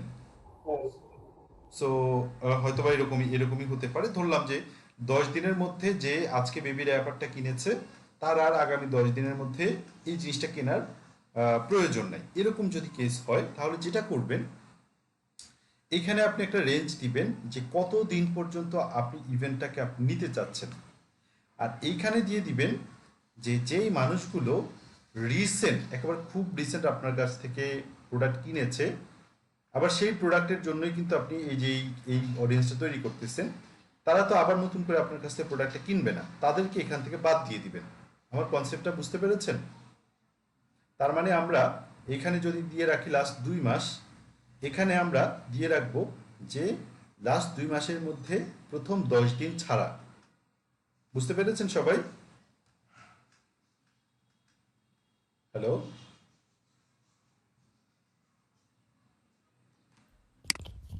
জি ভাইয়া। সবাই বুঝতে পারছেন আমার কথা? ঠিক লাগবে। আচ্ছা, এটা জটিলতার কিছু নাই। ধরেন আমি চাচ্ছি বেবি ডায়াপারের একটা বিজ্ঞাপন দিতে, ঠিক আছে, এবং বেবি ডায়াপারের রেকর্ডই আমার কাছে এখন আছে। সো বেবি ডায়াপারের লাস্ট আমার ওয়েবসাইটে এসে চেক আউট বাটনে ক্লিক করেছে লাস্ট 2 মাসের যারা, আমরা তাদেরকেই আবার একটা দেখাতে চাই, ঠিক আছে। সো আমরা এখানে তাদেরকে আমি নিয়ে আসলাম লাস্ট 60 দিন, মানে 2 মাসের মানুষজনকে, চেক আউটে যারা ক্লিক করেছে তাদেরকে। এরপরে আসি যারা লাস্ট 10 দিনের মধ্যে আমার কাছ থেকে বেবি ডায়াপার কিনেছে, তারা তো আবার কিনবে না আমার কাছ থেকে, কিনবে বেবি ডায়াপার? কিনবে না। সো আমরা ওই জি না। মানুষগুলোকে বাদ দিয়ে দেব এই 2 মাসের মধ্যে। ক্লিয়ার এবার? জি সো ওটা বাদ দেওয়ার জন্যই আমরা এই যে এক্সক্লুড পিপল এইখানে আমরা ক্লিক করব।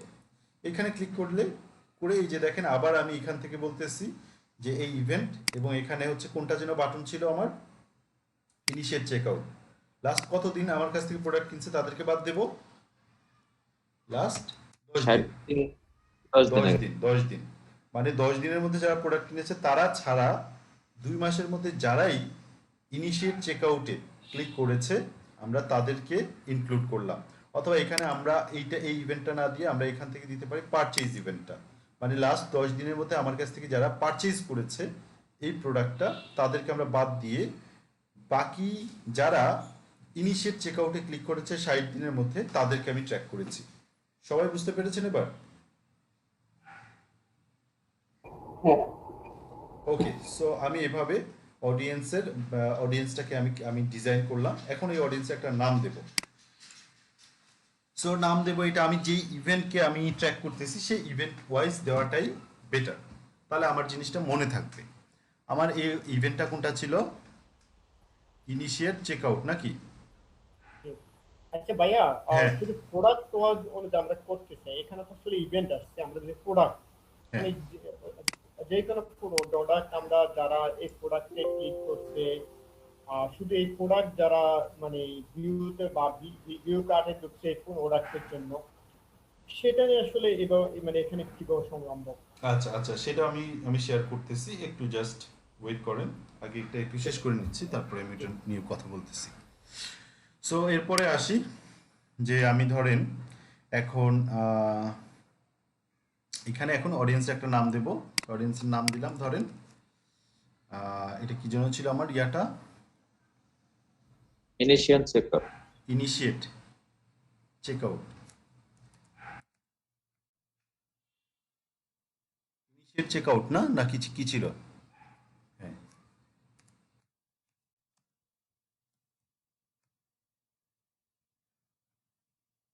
ইনিশিয়েট চেক আউট দিয়ে রাখলাম, অডিয়েন্সের নাম দিলাম। এরপর এখানে আপনি অডিয়েন্সের একটা ডেসক্রিপশন দিয়ে রাখতে পারেন। আপনি এখানে অডিয়েন্সের ডেসক্রিপশনটা এইভাবে দিতে পারেন যে লাস্ট 60 দিনের সবাইকে আপনি ট্র্যাক করছেন এবং এর মধ্যে কারা বাদে 10 দিন বাদে। এই জিনিসটা আপনি আপনার ভাষায় এখানে লিখে রাখবেন, যাতে আপনি এই অডিয়েন্সের নাম এবং ডেসক্রিপশন দেখলেই বুঝতে পারেন যে এটা আপনি কেন করেছিলেন, কি উদ্দেশ্যে করেছিলেন। ঠিক আছে, আমি আর এখানে কিছু দিলাম না, ক্রিয়েট বাটনে ক্লিক করলাম। ক্রিয়েট বাটনে ক্লিক করার পরে এখন যেটা হবে, এই আমার অডিয়েন্সটা কি হয়ে গেছে, কাস্টম অডিয়েন্সটা আমার তৈরি হয়ে গেছে। বুঝতে পেরেছেন? এই ডান বাটনে ক্লিক করব।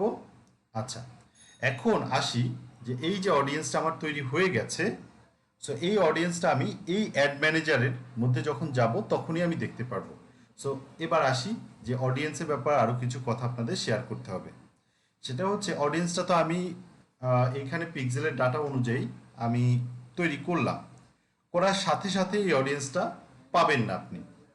এই অডিয়েন্সটা তৈরি হতে কিছুটা টাইম লাগবে, মানে ফেসবুক আবার এই ডাটাগুলোকে চেক করতে থাকবে আপনি যেভাবে সেট আপ করেছেন এবং যেভাবে কন্ডিশন দিয়েছেন সেই কন্ডিশন অনুযায়ী ফেসবুক এই অডিয়েন্সটা তৈরি করতে কিছুটা টাইম নেবে, হয়তো বা 1 ঘন্টা 2 ঘন্টা এরকম টাইম নিতে পারে। এই টাইম নেওয়ার যে টাইমটা সেটাকে বলে অডিয়েন্স পপুলেটিং। কি বলে এটাকে? অডিয়েন্স পপুলেটিং।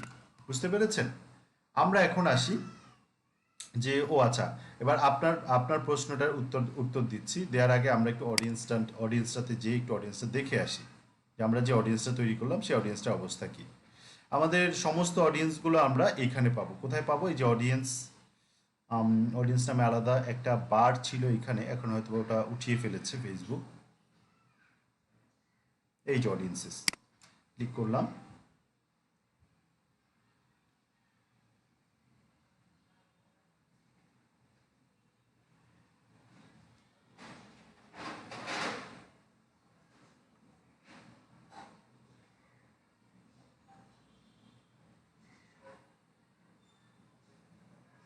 সো এই যে দেখতে পাচ্ছেন, আমি যে নতুন যে অডিয়েন্সটা তৈরি করেছি, ইনিশিয়েট চেকআউট, এবং এখন কি কি দেখাচ্ছে?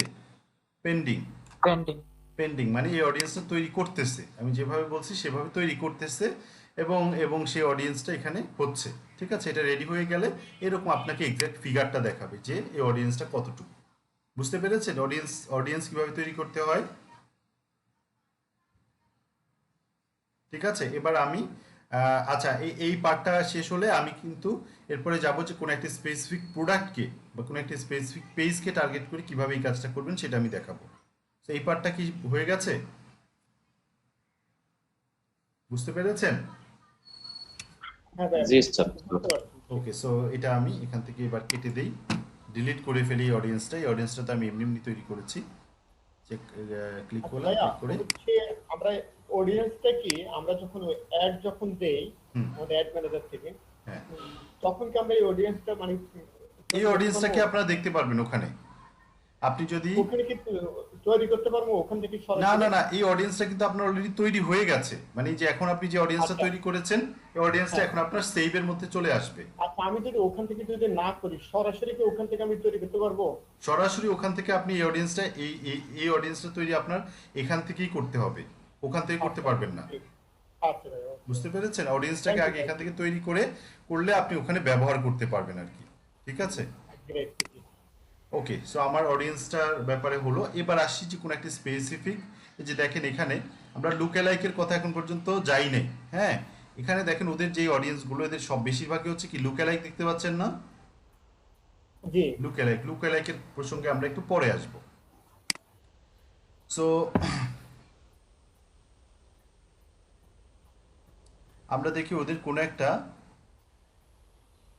লুকঅ্যালাইক ছাড়া তৈরি করা কোনো একটা অডিয়েন্স আমরা দেখব। লুকঅ্যালাইক ছাড়া সেরকমও আছে হয়তো।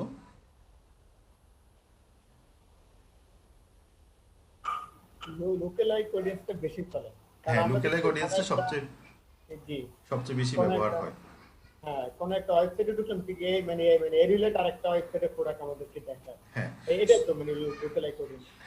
সো আমরা এবার আসি স্পেসিফিক কোনো একটা, আমরা যদি কোনো একটা স্পেসিফিক, আচ্ছা এই যে এখান থেকে কিন্তু আপনি ডিরেক্টলি এই জায়গা থেকেও আপনি একটা নতুন অডিয়েন্স তৈরি করতে পারবেন। মানে অডিয়েন্স আমরা এর আগেরটা তৈরি করেছিলাম কোথা থেকে? আমাদের যে ইভেন্ট ম্যানেজারে, সেখান থেকে আমরা এখান থেকেও চাইলে অডিয়েন্স তৈরি করতে পারবো। এই যে এখানে ক্লিক করেন, ক্লিক করার পর এখানে দেখেন কাস্টম অডিয়েন্স, লুকঅ্যালাইক অডিয়েন্স। ঠিক আছে, এরপর হচ্ছে special add audience. Special add audience এটা মানে একেবারে আমাদের জন্য প্রযোজ্য না। এটা হচ্ছে বিশেষ করে এই জিনিসগুলো এজেন্সি ম্যানেজ করে। ধরেন বিভিন্ন পলিটিক্যাল অ্যাড বা যেই অ্যাডগুলো ফেসবুক নর্মালি মানে সাধারণ মানুষজনের জন্য না, সেগুলো। এরপর এটা হচ্ছে সেভড অডিয়েন্স। আপনি যদি আবার নতুন করে অডিয়েন্স তৈরি করতে চান, এই যে কাস্টম অডিয়েন্স, এখানে ক্লিক করেন। ক্লিক করার পর এখন দেখেন এইখানে আবার ইন্টারফেসটা একটু ভিন্ন হওয়ার কারণ কি? কারণ কাস্টম অডিয়েন্স অনেক কয়টা ভাবে তৈরি করা যায়। এর মধ্যে একটা হচ্ছে আমরা আমাদের ইভেন্ট থেকে কাস্টম অডিয়েন্স তৈরি করা। বুঝতে পেরেছেন? একটু আগে যেটা আমরা করেছিলাম সেটা কি থেকে করেছি? ইভেন্ট থেকে না, ফেসবুক পিক্সেল থেকে না করেছি? জি, ফেসবুক পিক্সেল থেকে করেছি। যে কারণে ইভেন ওটা ছিল আমাদের ইভেন্ট ম্যানেজার, মানে ওইটা ছিল আসলে পিক্সেলের জন্য, যে কারণে আমাদের অল্টারনেটিভ অপশনগুলো ওখানে দেখায় নেই। কিন্তু আমরা যদি আমাদের বিজনেস ম্যানেজারের মধ্যে অডিয়েন্স সেকশনে আসার পরে এখান থেকে কিন্তু আমরা আদার্স যেই টাইপের কাস্টম অডিয়েন্স তৈরি করা যায়, আমরা সেই টাইপেরগুলো এখান থেকে তৈরি করতে পারবো। সো কিভাবে করবো? এই যে এখানে ক্লিক করি, করার পরে কাস্টম অডিয়েন্সে ক্লিক করলাম, করার পরে এখানে আপনাকে দেখাচ্ছে যে আপনি কয় ধরনের অডিয়েন্স আপনি তৈরি করতে পারবেন, কাস্টম অডিয়েন্স। সো খুবই সুন্দর সুন্দর এখান থেকে কিছু আপনারা জিনিস আপনারা বুঝতে পারবেন। যেমন এখানে সোর্স হিসেবে 1 2 3 4 মনে আছে আমরা যখন পিক্সেল নিয়ে কাজ করতে গিয়েছিলাম তখন পিক্সেল সেট আপ করার সময় আমাদেরকে 3 ধরনের আমাদেরকে ইয়া দিয়েছিল। সেই 3 টাইপটা হচ্ছে এই যে একটা হচ্ছে ওয়েবসাইট, একটা হচ্ছে অ্যাপ অ্যাক্টিভিটি, আর একটা হচ্ছে অফলাইন অ্যাক্টিভিটি, এই 3 ধরনের। ঠিক আছে, আর এছাড়া আরেকটা হচ্ছে কাস্টমার লিস্ট। কাস্টমার লিস্ট ব্যাপারটা হচ্ছে যে এটা আসলে সবার জন্য প্রযোজ্য না, সবার জন্য না বলতে আপনি চাইলে ব্যবহার করতে পারেন, কিন্তু এটার জন্য হিউজ একটা ডাটাবেজ আপনার লাগবে। ডাটাবেসটা কেমন? যেমন ধরেন আপনার ওয়েবসাইটে, এটা হচ্ছে একটা ই কমার্স ওয়েবসাইটে নর্মালি মানুষজন প্রোডাক্ট কিনতে আসলে রেজিস্ট্রেশন করতে হয় না, নাম, ফোন নাম্বার, ইমেল অ্যাড্রেস এগুলো দেয় না।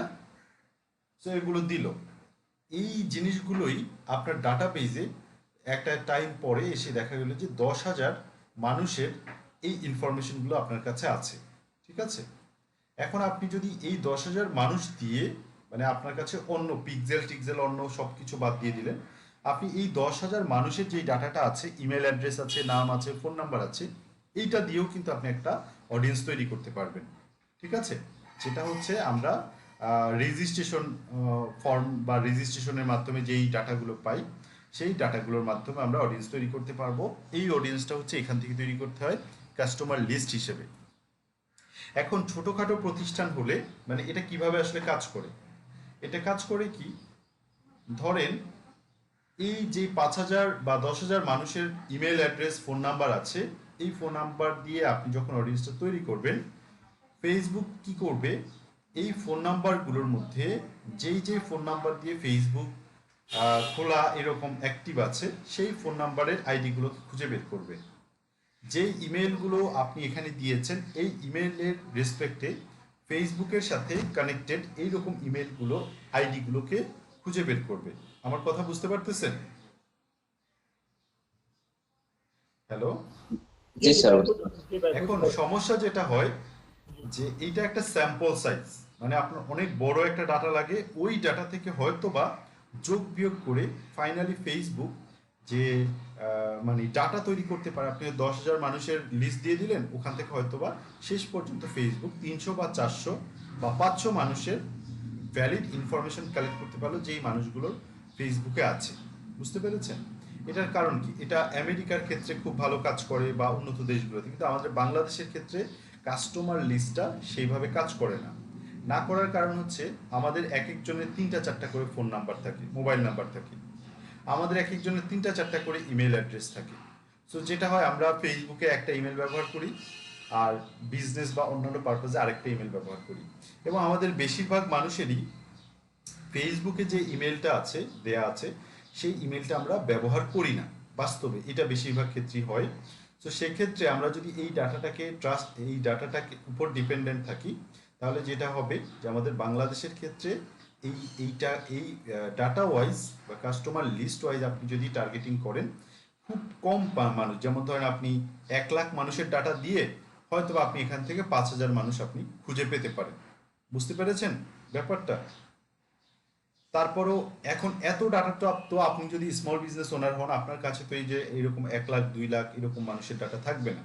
তো তার মানে এই জিনিসটা আপনার জন্য না। তাহলে এটা কাদের জন্য? গ্রামীণ ফোনের মতো কোম্পানির জন্য হচ্ছে এই ফিচারটা অনেক বেশি কার্যকর। গ্রামীণ ফোনের কাছে হচ্ছে কোটি কোটি মানুষের ডাটা আছে। বুঝতে পেরেছেন? সো এই ডাটাগুলো দিয়ে তারা ব্যবহার করতে পারে। সো এই লিস্টটা কিভাবে করবেন, যদি আপনি ধরেন এই লিস্ট থেকে করতে যান, যেখানে ক্লিক করেন, সো এই জায়গায় এসে আপনাকে বলতেছে, একটা টেমপ্লেট দিয়ে দিচ্ছে যে আপনি আপনার ডাটাগুলোকে কিভাবে সাজাবেন, কিভাবে আপনার ডাটাগুলো সাজানো থাকবে। এই টেমপ্লেটটা ডাউনলোড করলে আপনি বুঝতে পারবেন যে ডাটাগুলো আসলে কিভাবে থাকা উচিত। আমরা এখানে ক্লিক করি, দেখতে পাচ্ছেন? আমি যদি এগুলোকে দেখি, ইমেল অ্যাড্রেসগুলোকে, যেখানে একটা প্রথমে ইমেল অ্যাড্রেসগুলোকে দেখেন, উপরে ইমেল ইমেল ইমেল লেখা এবং নিচে ইমেলগুলোকে সাজানো। ঠিক আছে, যেইভাবে ওরা ডাটাগুলোকে প্রেজেন্ট করেছে ঠিক এই ফরম্যাটে আপনি রাখবেন। এরপরে এগুলো 3টা হচ্ছে ফোন নাম্বারের জন্য 3টা ডাটা, এরপরে আরেকটা ইনফরমেশন। ঠিক আছে, এইভাবে করে আপনি ডাটাগুলো সাজাবেন। এখন এই ডাটাটাকেই আপনি যদি আপডেট করতে চান তাহলে কিভাবে করবেন আমি এই ডাটাটা দিয়ে আপনাদেরকে এখন দেখাবো।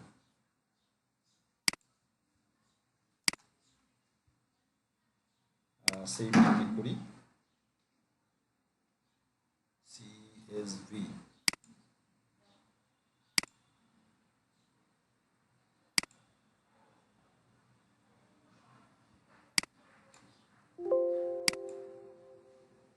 আচ্ছা। তো এখন এখানে আমরা যেটা করতে পারি, আমরা এই জায়গায় এসে কয়েকটা জিনিস দেখেন যে আমরা ইমেলের ঘরে ইমেলগুলো কিভাবে সাজাতে হবে সেটার এখানেও আপনাকে হচ্ছে ইয়ারটা দেখাচ্ছে যে ইমেলের ঘরে এই এই এই জায়গায় একটা ঘর থাকবে, ফিল্ড থাকবে, এই ফিল্ডে আপনি ইমেলগুলো সাজাবেন। এরপরেরটা হচ্ছে ফোন নাম্বারের ফিল্ড, এরপরেরটা হচ্ছে ধরেন মোবাইল অ্যাডভার্টাইজার আইডি, যদি এভাবে যদি থাকে, এরকম যদি কোনো আইডি থাকে তাহলে জাস্ট এখানে হচ্ছে আপনার ডাটাগুলো যেভাবে ডাটাগুলো আছে সেইভাবে, সিটি ওয়াইজ বা আপনার রিজিয়ন ওয়াইজ এভাবে থাকবে। সো আমরা নেক্সট স্টেপে ক্লিক করি, ক্লিক করার পর column for customer value, no customer value নাই। সো আমরা এখানে নো বাটনে ক্লিক করলাম, নেক্সট বাটনে। এইখানে এসে আমি আমার ওই শিটটাকে আপলোড করব। সো দেখি আমার শিটটা, মানে যে ডাটা শিটটা আমার কাছে ছিল সেই ডাটা শিটটা করলাম, কাস্টমার ভ্যালু, এটাতে আসলে কাস্টমার ভ্যালু ছিল আমার এই ডাটা শিটে। আমি তাহলে এখানে চলে যাই,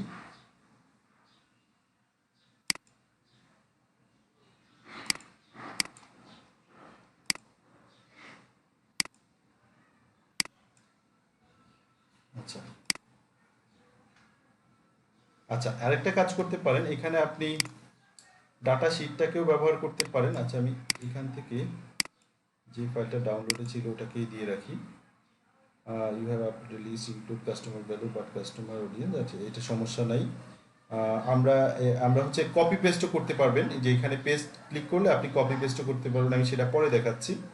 সো এই জায়গায় এসে আপনি অডিয়েন্সটার নামকরণ করবেন, অডিয়েন্সের নাম দিবেন এবং এখান থেকে ডেসক্রিপশন, আমরা যেভাবে কাস্টম অডিয়েন্সের নাম দিই, ডেসক্রিপশন দিই, সেটা অ্যাড করবেন। করার পর নেক্সট বাটনে ক্লিক করেন।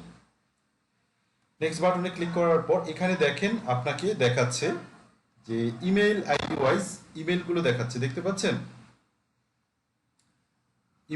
ইমেলের জন্য আপনি যে তিনটা কলাম করেছেন সেই তিনটা কলাম ওয়াইজ ইমেলগুলো চলে আসছে, ফোন নাম্বারগুলো চলে আসছে, এরপরে হচ্ছে আপনার ডাটাগুলো প্রত্যেকটা চলে আসছে।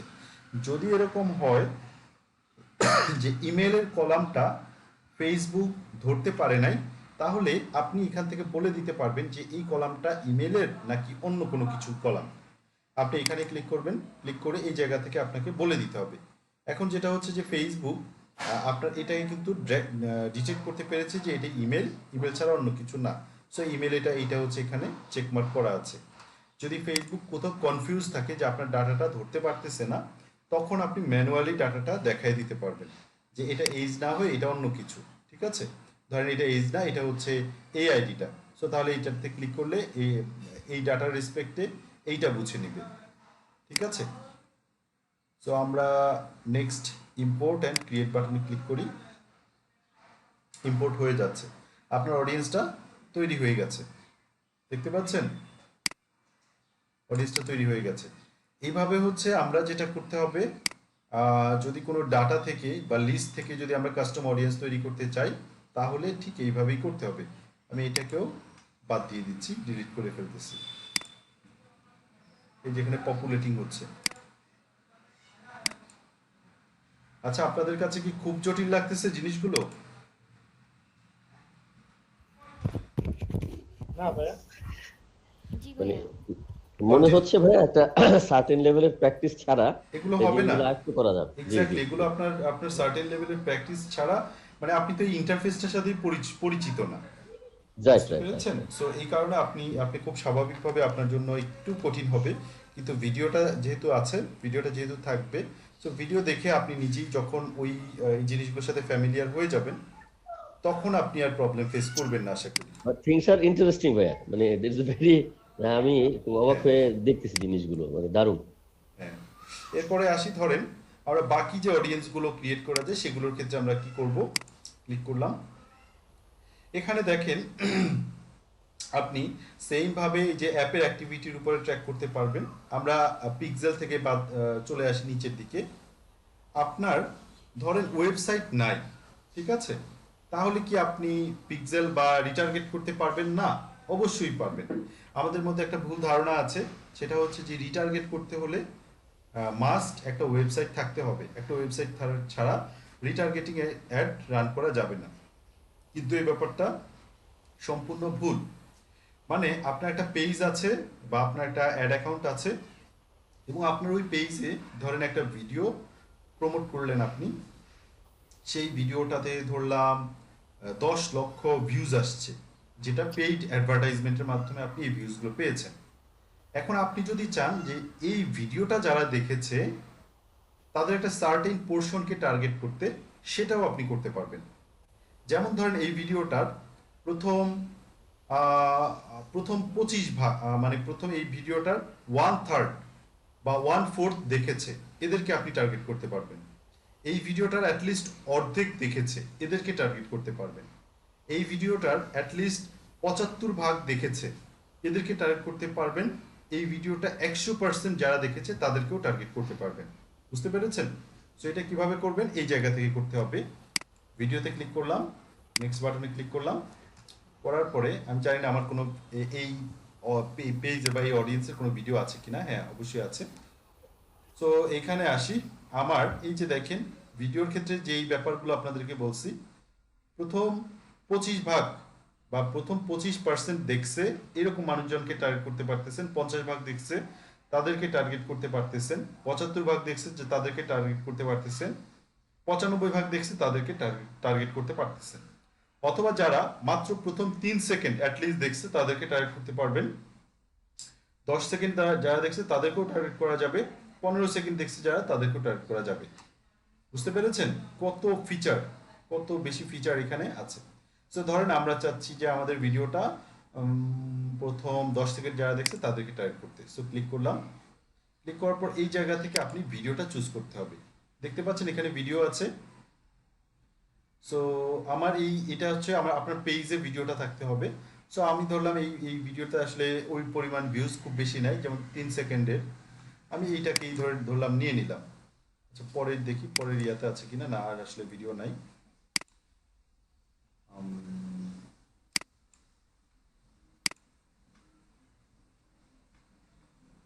সো দেখেন এখানে আরেকটা পেয়েছে, অন্য একটা পেজে আমি আসলাম আর কি। এই পেজে বেশ বেশি ভিউজের ভিডিও আছে। আমরা ধরেন এই ভিডিওটাকে টার্গেট করতে যাচ্ছি। কনফার্ম। সো এই ভিডিওটাতে লাস্ট কত দিনের আপনি রিটার্গেট করতে যাচ্ছেন, কত দিনের? এখানে দেখেন 365 দিন। তার মানে আমরা এই ভিডিওটার ক্ষেত্রে আমরা কত দিনের টার্গেট করতে পারবো? কত দিনের? দেখেন ভিডিও দিয়ে যদি আপনি রিটার্গেট করতে চান তাহলে 365 দিন, মানে 1 বছরের ডাটাকে আপনি দিয়ে আপনি রিটার্গেট করতে পারবেন। সো এখান থেকে ডাটা দিবেন, ডাটার নাম দিবেন, ক্রিয়েট অডিয়েন্সে ক্লিক করলে এই ভিডিও থেকে ওই অডিয়েন্সটা তৈরি হয়ে যাবে। বুঝতে পেরেছেন? সো যে কোনো টাইপের অডিয়েন্স তৈরি করতে পারবেন না সবাই? পারবেন? আশা করি পারবেন। এবার আসি যে ধরেন কোন একটা স্পেসিফিক পেজের ক্ষেত্রে কি করবেন। কোন একটা স্পেসিফিক পেজকে আপনি রিটার্গেট করতে যাচ্ছেন, তাহলে কিভাবে করবেন? ক্লিক করেন পেজ। যেহেতু পেজে রিটার্গেটিং মানে হচ্ছে কি আপনার ওয়েবসাইটের পেজ, তার মানে এটা কোথা থেকে করতে হবে বলেন তো? ইভেন্ট ম্যানেজার থেকে না? বা এটা পিক্সেলের ফিচার না? জি জি, পিক্সেলের ফিচার। তাহলে আমি এখান থেকেও করতে পারি অথবা ইভেন্ট ম্যানেজার থেকেও করতে পারি। এর মধ্যে আমি কোনটা সিলেক্ট করব, ভিডিও নাকি কোনটা? ওয়েবসাইট সিলেক্ট করলাম। করার পর এখানে আসেন ইভেন্ট। ঠিক আছে, ইভেন্টের ক্ষেত্রে এই যে people who visited specific web pages click করেন।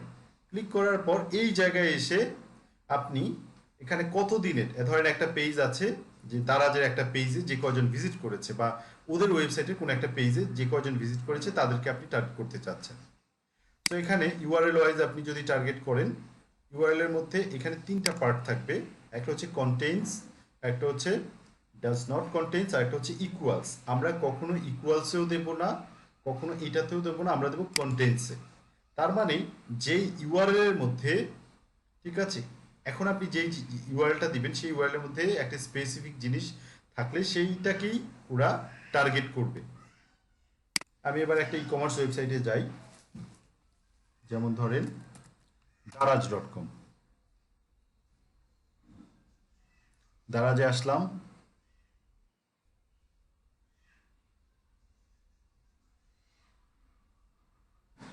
আসার পরে এই পেজে যাই। সো দেখেন এই পেজটার নাম কি? হট ওয়াটার ব্যাগ না? এই পেজের নাম এটা না, হট ওয়াটার ব্যাগ। এই হট ওয়াটার ব্যাগ এই কথাটা কিন্তু এই ইউআরএল এর মধ্যেও আছে, দেখতে পাচ্ছেন? প্রত্যেকটা প্রোডাক্টের নাম ওই পেজের ইউআরএল এর মধ্যে থাকে, ঠিক আছে? এখন আমি যদি এই পেজটাকেই টার্গেট করতে চাই, এই পেজটা যদি আমার যদি পিক্সেলের সাথে কানেক্ট করা থাকতো, তাহলে কিভাবে এই কাজটা আমি করতাম? জাস্ট এখানে কন্টেন্টস দিয়ে রাখতাম, ঠিক আছে? কন্টেন্টস দেওয়ার পর এরপরে এসে আমি যেটা করতাম সেটা হচ্ছে এখানে যে মেইন ইউআরএল টুকু আছে এই ইউআরএল টুকুকে আমি দিয়ে রাখতাম।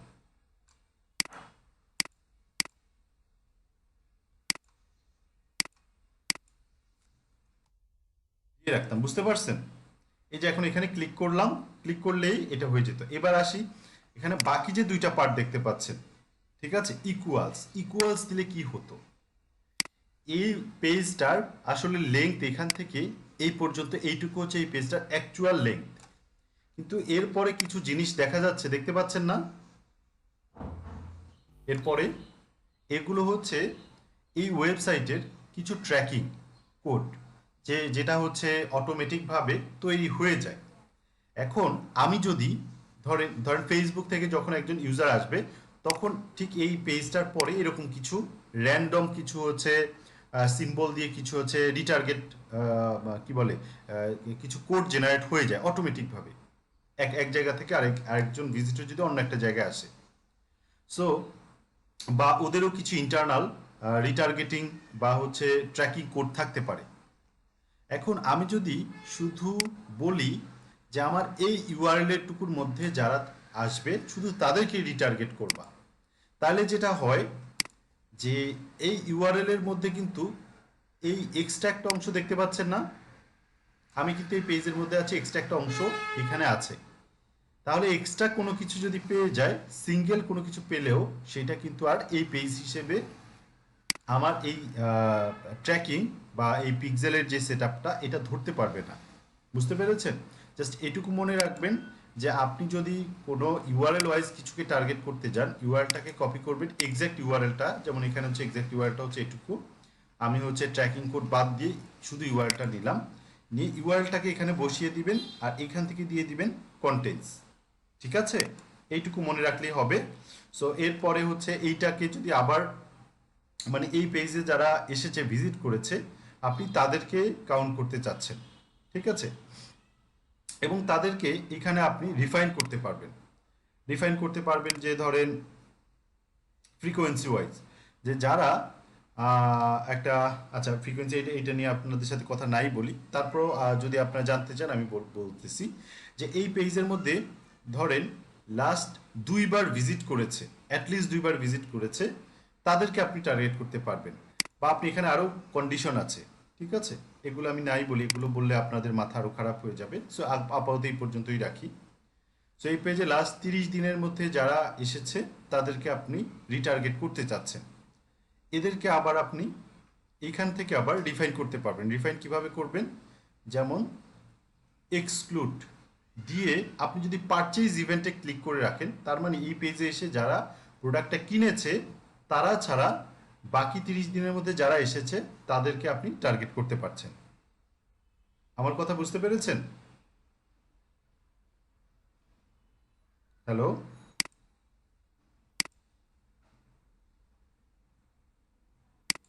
শুনতে পাচ্ছেন বা বুঝতে পারতেছেন আমার কথা? জি ভাই ভাইয়া জি ভাই। জি স্যার। এই জিনিসগুলো একটু ট্রিকি। আপনাকে আসলে মানে প্রত্যেকটা পার্টে এসে এসে না দেখা পর্যন্ত আপনি কখনোই ভালো করে বুঝতে পারবেন না। বরং আপনি হচ্ছে মানে এখন মানে যত আমি সামনের দিকে যাব তত আপনার কাছে মনে হবে যে জিনিসগুলো জটিল জটিল লাগবে, কিন্তু আসলেই জটিল জিনিস না। সো আমার মোটামুটি বিভিন্ন টাইপের ইভেন্ট ক্রিয়েট করা বা বিভিন্ন টাইপের অডিয়েন্স ক্রিয়েট করা হয়ে গেছে। এখন আমি দেখাবো হচ্ছে লুক অ্যালাইক অডিয়েন্স কিভাবে তৈরি করতে হয়, এবং এটা হচ্ছে সবচেয়ে ভালো কাজ করে ই কমার্স ওয়েবসাইটের জন্য। কারণ আপনি যদি স্মল বিজনেস ওনার হন, আপনার ধরেন পারচেজ ইভেন্টে লাস্ট ধরেন 1 মাসে নিশ্চয়ই এরকম হবে না যে 1,000 মানুষ আপনার কাছ থেকে বা 10,000 মানুষ পারচেজ করেছে, এরকম ডাটা আপনার কখনোই থাকবে না, এই পরিমাণটা অনেক কম থাকবে। সো ওই ইভেন্টটাকে টার্গেট করে আপনি যদি আবার রিটার্গেট করেন, তাহলে লোক সংখ্যাই হচ্ছে মনে করেন 500 জন মানুষকে রিটার্গেট করলে আপনি আর কত রেজাল্ট পাবেন, বুঝতে পারতেছেন? ভাইয়া সরি ভাই, আরেকটু ইন্টারাকশন হ্যাঁ। করি ভাইয়া। ভাইয়া হচ্ছে আমরা তো মানে ওয়েবসাইট স্পেসিফিক পেজ আমরা ইয়ে করা শিখলাম। ভাইয়া ধরুন আমি কোনো একটা প্রোডাক্ট আমি হচ্ছে মানে ফেসবুকে অ্যাড দিলাম আমার পেজ থেকে, ওই প্রোডাক্টটাতে যারা ওখানে লাইক দিছে বা যারা ওই প্রোডাক্ট আমাকে ইনবক্স করছে, আমি চাচ্ছি হচ্ছে ওই লোকজনদেরকে আবার রিটার্গেট করা, এটা কি সম্ভব? মানে কোনো ফেসবুক একটা ফেসবুকের পোস্ট, কোনো একটা পোস্ট, পোস্টে না?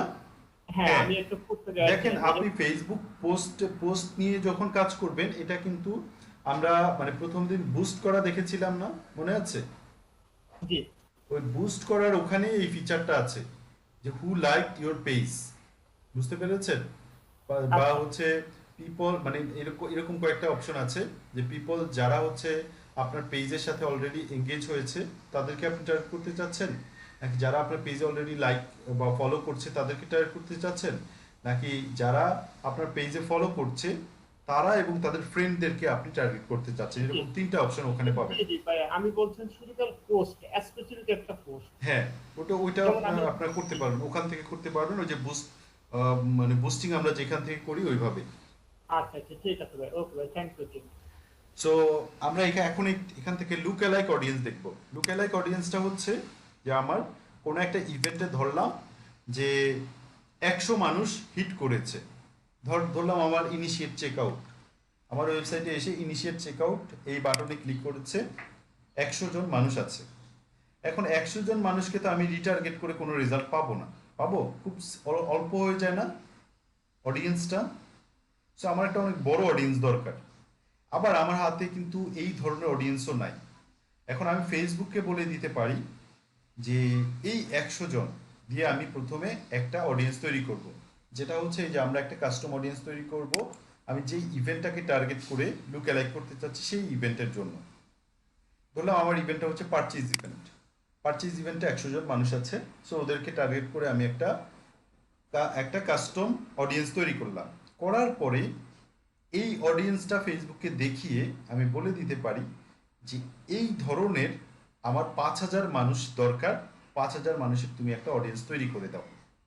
সো ফেসবুক করবে কি, এই মানুষগুলোর অ্যাক্টিভিটিস নিয়ে অ্যানালাইসিস করবে, ওদের পছন্দ অপছন্দ নিয়ে অ্যানালাইসিস করবে। যেমন ধরেন এটা যদি হয় যে ধরেন বেবি ডায়াপার কেনা মানুষ এরকম হচ্ছে 100 জন মানুষ হচ্ছে আপনার ইভেন্টে আছে যারা বেবি ডায়াপারের পেজে ইনিশিয়েট চেকআউটে ক্লিক করেছে। ফেসবুক ওদের মধ্যে কমন কি কি প্যাটার্নের মিল আছে এই জিনিসগুলো খোঁজার চেষ্টা করবে, খুঁজে দেখবে যে একমাত্র কমন জিনিসটা হচ্ছে সবারই বাসায় বাচ্চা আছে, বুঝতে পেরেছেন, যারা ওই ইভেন্টে আপনার হিট করেছে। এখন ফেসবুক কনফার্ম হয়ে গেল যে যেহেতু সবার বেবি আছে, তার মানে আমি এই ধরনের এবং সবাই হচ্ছে ঢাকায় বসবাস করে এই দুটা জিনিসকে নিল এবং সবার ইকোনমিক অবস্থা দেখবে, এই মতো করে ফেসবুক 5,000 মানুষকে আপনার একটা অডিয়েন্স তৈরি করে দিবে অ্যাডভার্টাইজমেন্টের জন্য। তাহলে এইটা হবে অনেক অনেক ভালো কাজ করবে। বিশেষ করে এখানে দেখেন এই অডিয়েন্স, এই আমার এই ক্লায়েন্টের ক্ষেত্রে দেখেন কি পরিমাণ ও লুক অ্যালাইক অডিয়েন্স ব্যবহার করতো, ঠিক আছে? এবং ওর বললাম না যে ওর মান্থলি প্রায় বাজেট থাকতো 5,000, 6,000, $7,000 এরকম থাকতো ফেসবুকের পেছনে বিজ্ঞাপনের জন্য হচ্ছে খরচ করতো। তো আমরা এখন তাহলে এই একটা লুকঅ্যালাইক অডিয়েন্স তৈরি করা দেখব কিভাবে করব। আমি আবার এই যে এখানে আসি, এটা আপনি ইভেন্ট ম্যানেজারের থেকেও করতে পারবেন। আমি এখান থেকে করছি। সো আমি এখান থেকে কি ধরনের অডিয়েন্স করব, লুকঅ্যালাইক। সো এই পেজে আসলাম, আসার পরে এখন এই জায়গা থেকে আমি সোর্সের কথা বলে দিব, মানে কোন জায়গা থেকে আমার অডিয়েন্সটা নিবে। এখানে আমার যে পিক্সেলগুলো সেট আপ করা আছে এই পিক্সেলগুলো দেখাচ্ছে যে এই পিক্সেল থেকে নিবে নাকি এই পিক্সেল থেকে নিবে নাকি এই পিক্সেল থেকে। আমার যদি অন্য কোনো সোর্স থাকে সেই সোর্সগুলো এখানে দেখাবে, যে আদার সোর্সেস। এখানে আমার অন্য সোর্সগুলো দেখাচ্ছে, মানে যেগুলো কাস্টম অডিয়েন্স তৈরি করা আছে, দেখতে পাচ্ছেন এগুলো সবই কিন্তু কাস্টম অডিয়েন্স। এই যে দেখেন custom audience, custom audience, custom audience. So আমি চাইলে আমার কোনো একটা কাস্টম অডিয়েন্স থেকেও লুকঅ্যালাইক বানাতে পারি, অথবা সম্পূর্ণ নতুন করে এখান থেকে একটা লুকঅ্যালাইক অডিয়েন্স আমি তৈরি করতে পারবো। সো আমি যদি নতুন করে একটা লুকঅ্যালাইক অডিয়েন্স তৈরি করি, তাহলে ক্রিয়েট নিউ সোর্স এখানে ক্লিক করব। ক্লিক করার পর এই যে কাস্টম অডিয়েন্স এখানে ক্লিক করব। ক্লিক করার পর কাদেরকে দিয়ে আমি লুকঅ্যালাইক অডিয়েন্স করতে চাচ্ছি, আবার সেম ফিচারগুলো দেখতে পাচ্ছি। আমি চাইলে আমার ভিডিওটা 50% দেখেছে যারা, তাদের মতো মানুষের কাছে আমি পৌঁছাতে চাই, সেটাও করতে পারবো। জাস্ট সেম সব কিছু। আমি ধরেন চাচ্ছি ওয়েবসাইটের সোর্স হিসেবে ওয়েবসাইটকে নিতে চাচ্ছি, আবার সেম জিনিস আসছে। সো আমি চাচ্ছি যে আমার ওয়েবসাইটের ইনিশিয়েট চেকআউটে যারা ক্লিক করেছে লাস্ট 4 মাসে 120 দিনে, আমি তাদেরকে তাদের মতো অডিয়েন্স তৈরি করতে চাচ্ছি। সো আমি সোর্স হিসেবে তাদের অডিয়েন্সটা তৈরি করলাম, এবং অডিয়েন্সের যেভাবে নাম দিতে হয় এভাবে একটা নাম দিলাম, যেমন ধরেন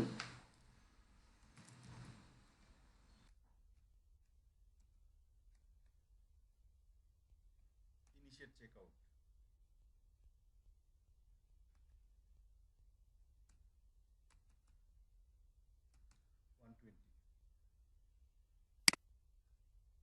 তো আমি অডিয়েন্স তৈরি করে ফেললাম। এখন এদেরকে দিয়ে কি করব, লুকঅ্যালাইক অডিয়েন্স তৈরি করব। লুকঅ্যালাইক বাটনে ক্লিক করলাম। ক্লিক করার পর আমি এখন সোর্স হিসেবে কাদেরকে দেখাবো বলেন তো? এই যে এইমাত্র আমি একটা অডিয়েন্স তৈরি করেছি, সেই তাদেরকে দেখাবো। অডিয়েন্সটার নাম কি ছিল মনে আছে আপনাদের? Initiate checkout. Initiate checkout. আমি একটু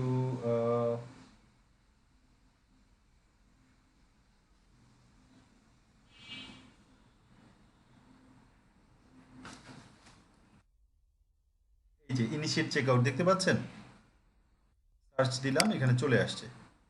সো আমার ওয়েবসাইটের ইনিশিয়েট চেকআউটে যারা ক্লিক করেছে তাদেরকে আমি সোর্স হিসেবে দেখালাম।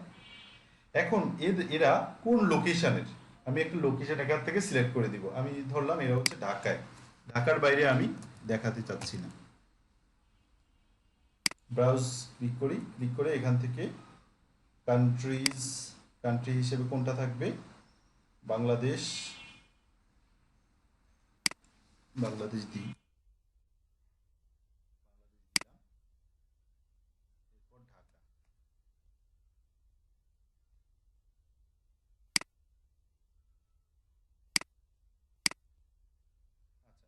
এটা হচ্ছে আপনার কান্ট্রি বেশি করা যায় না, সো আমি কান্ট্রি হিসেবে বাংলাদেশ দিলাম।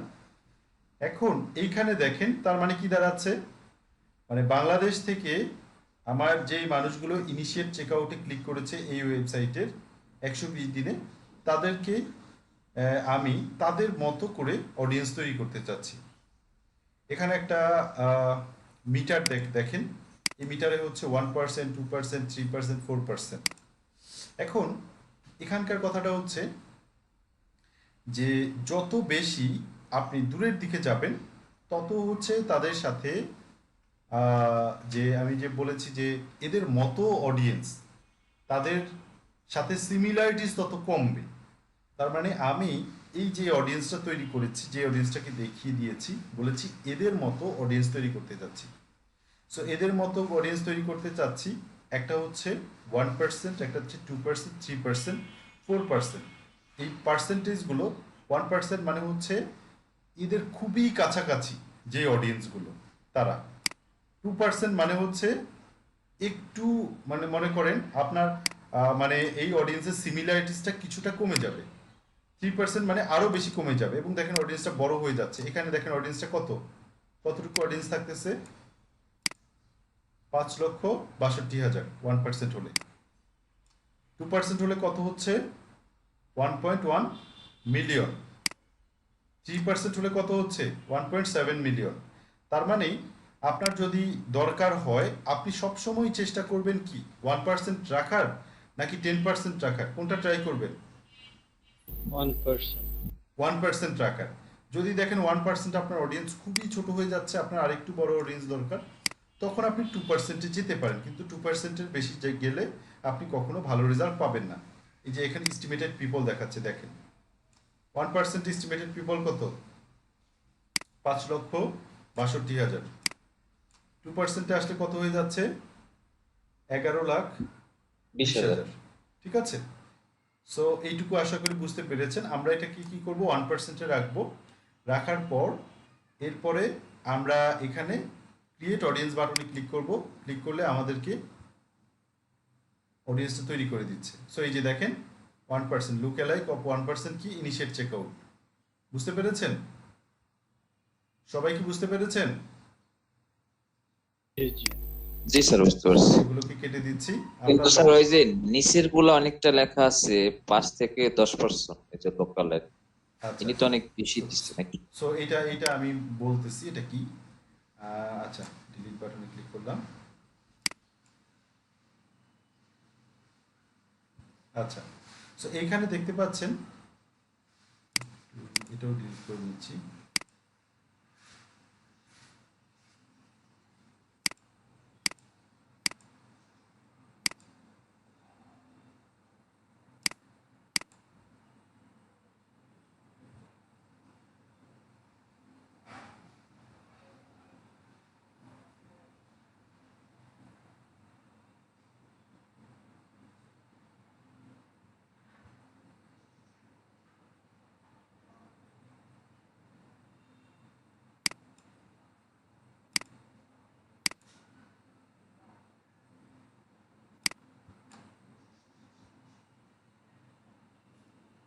হয়ে গেছে।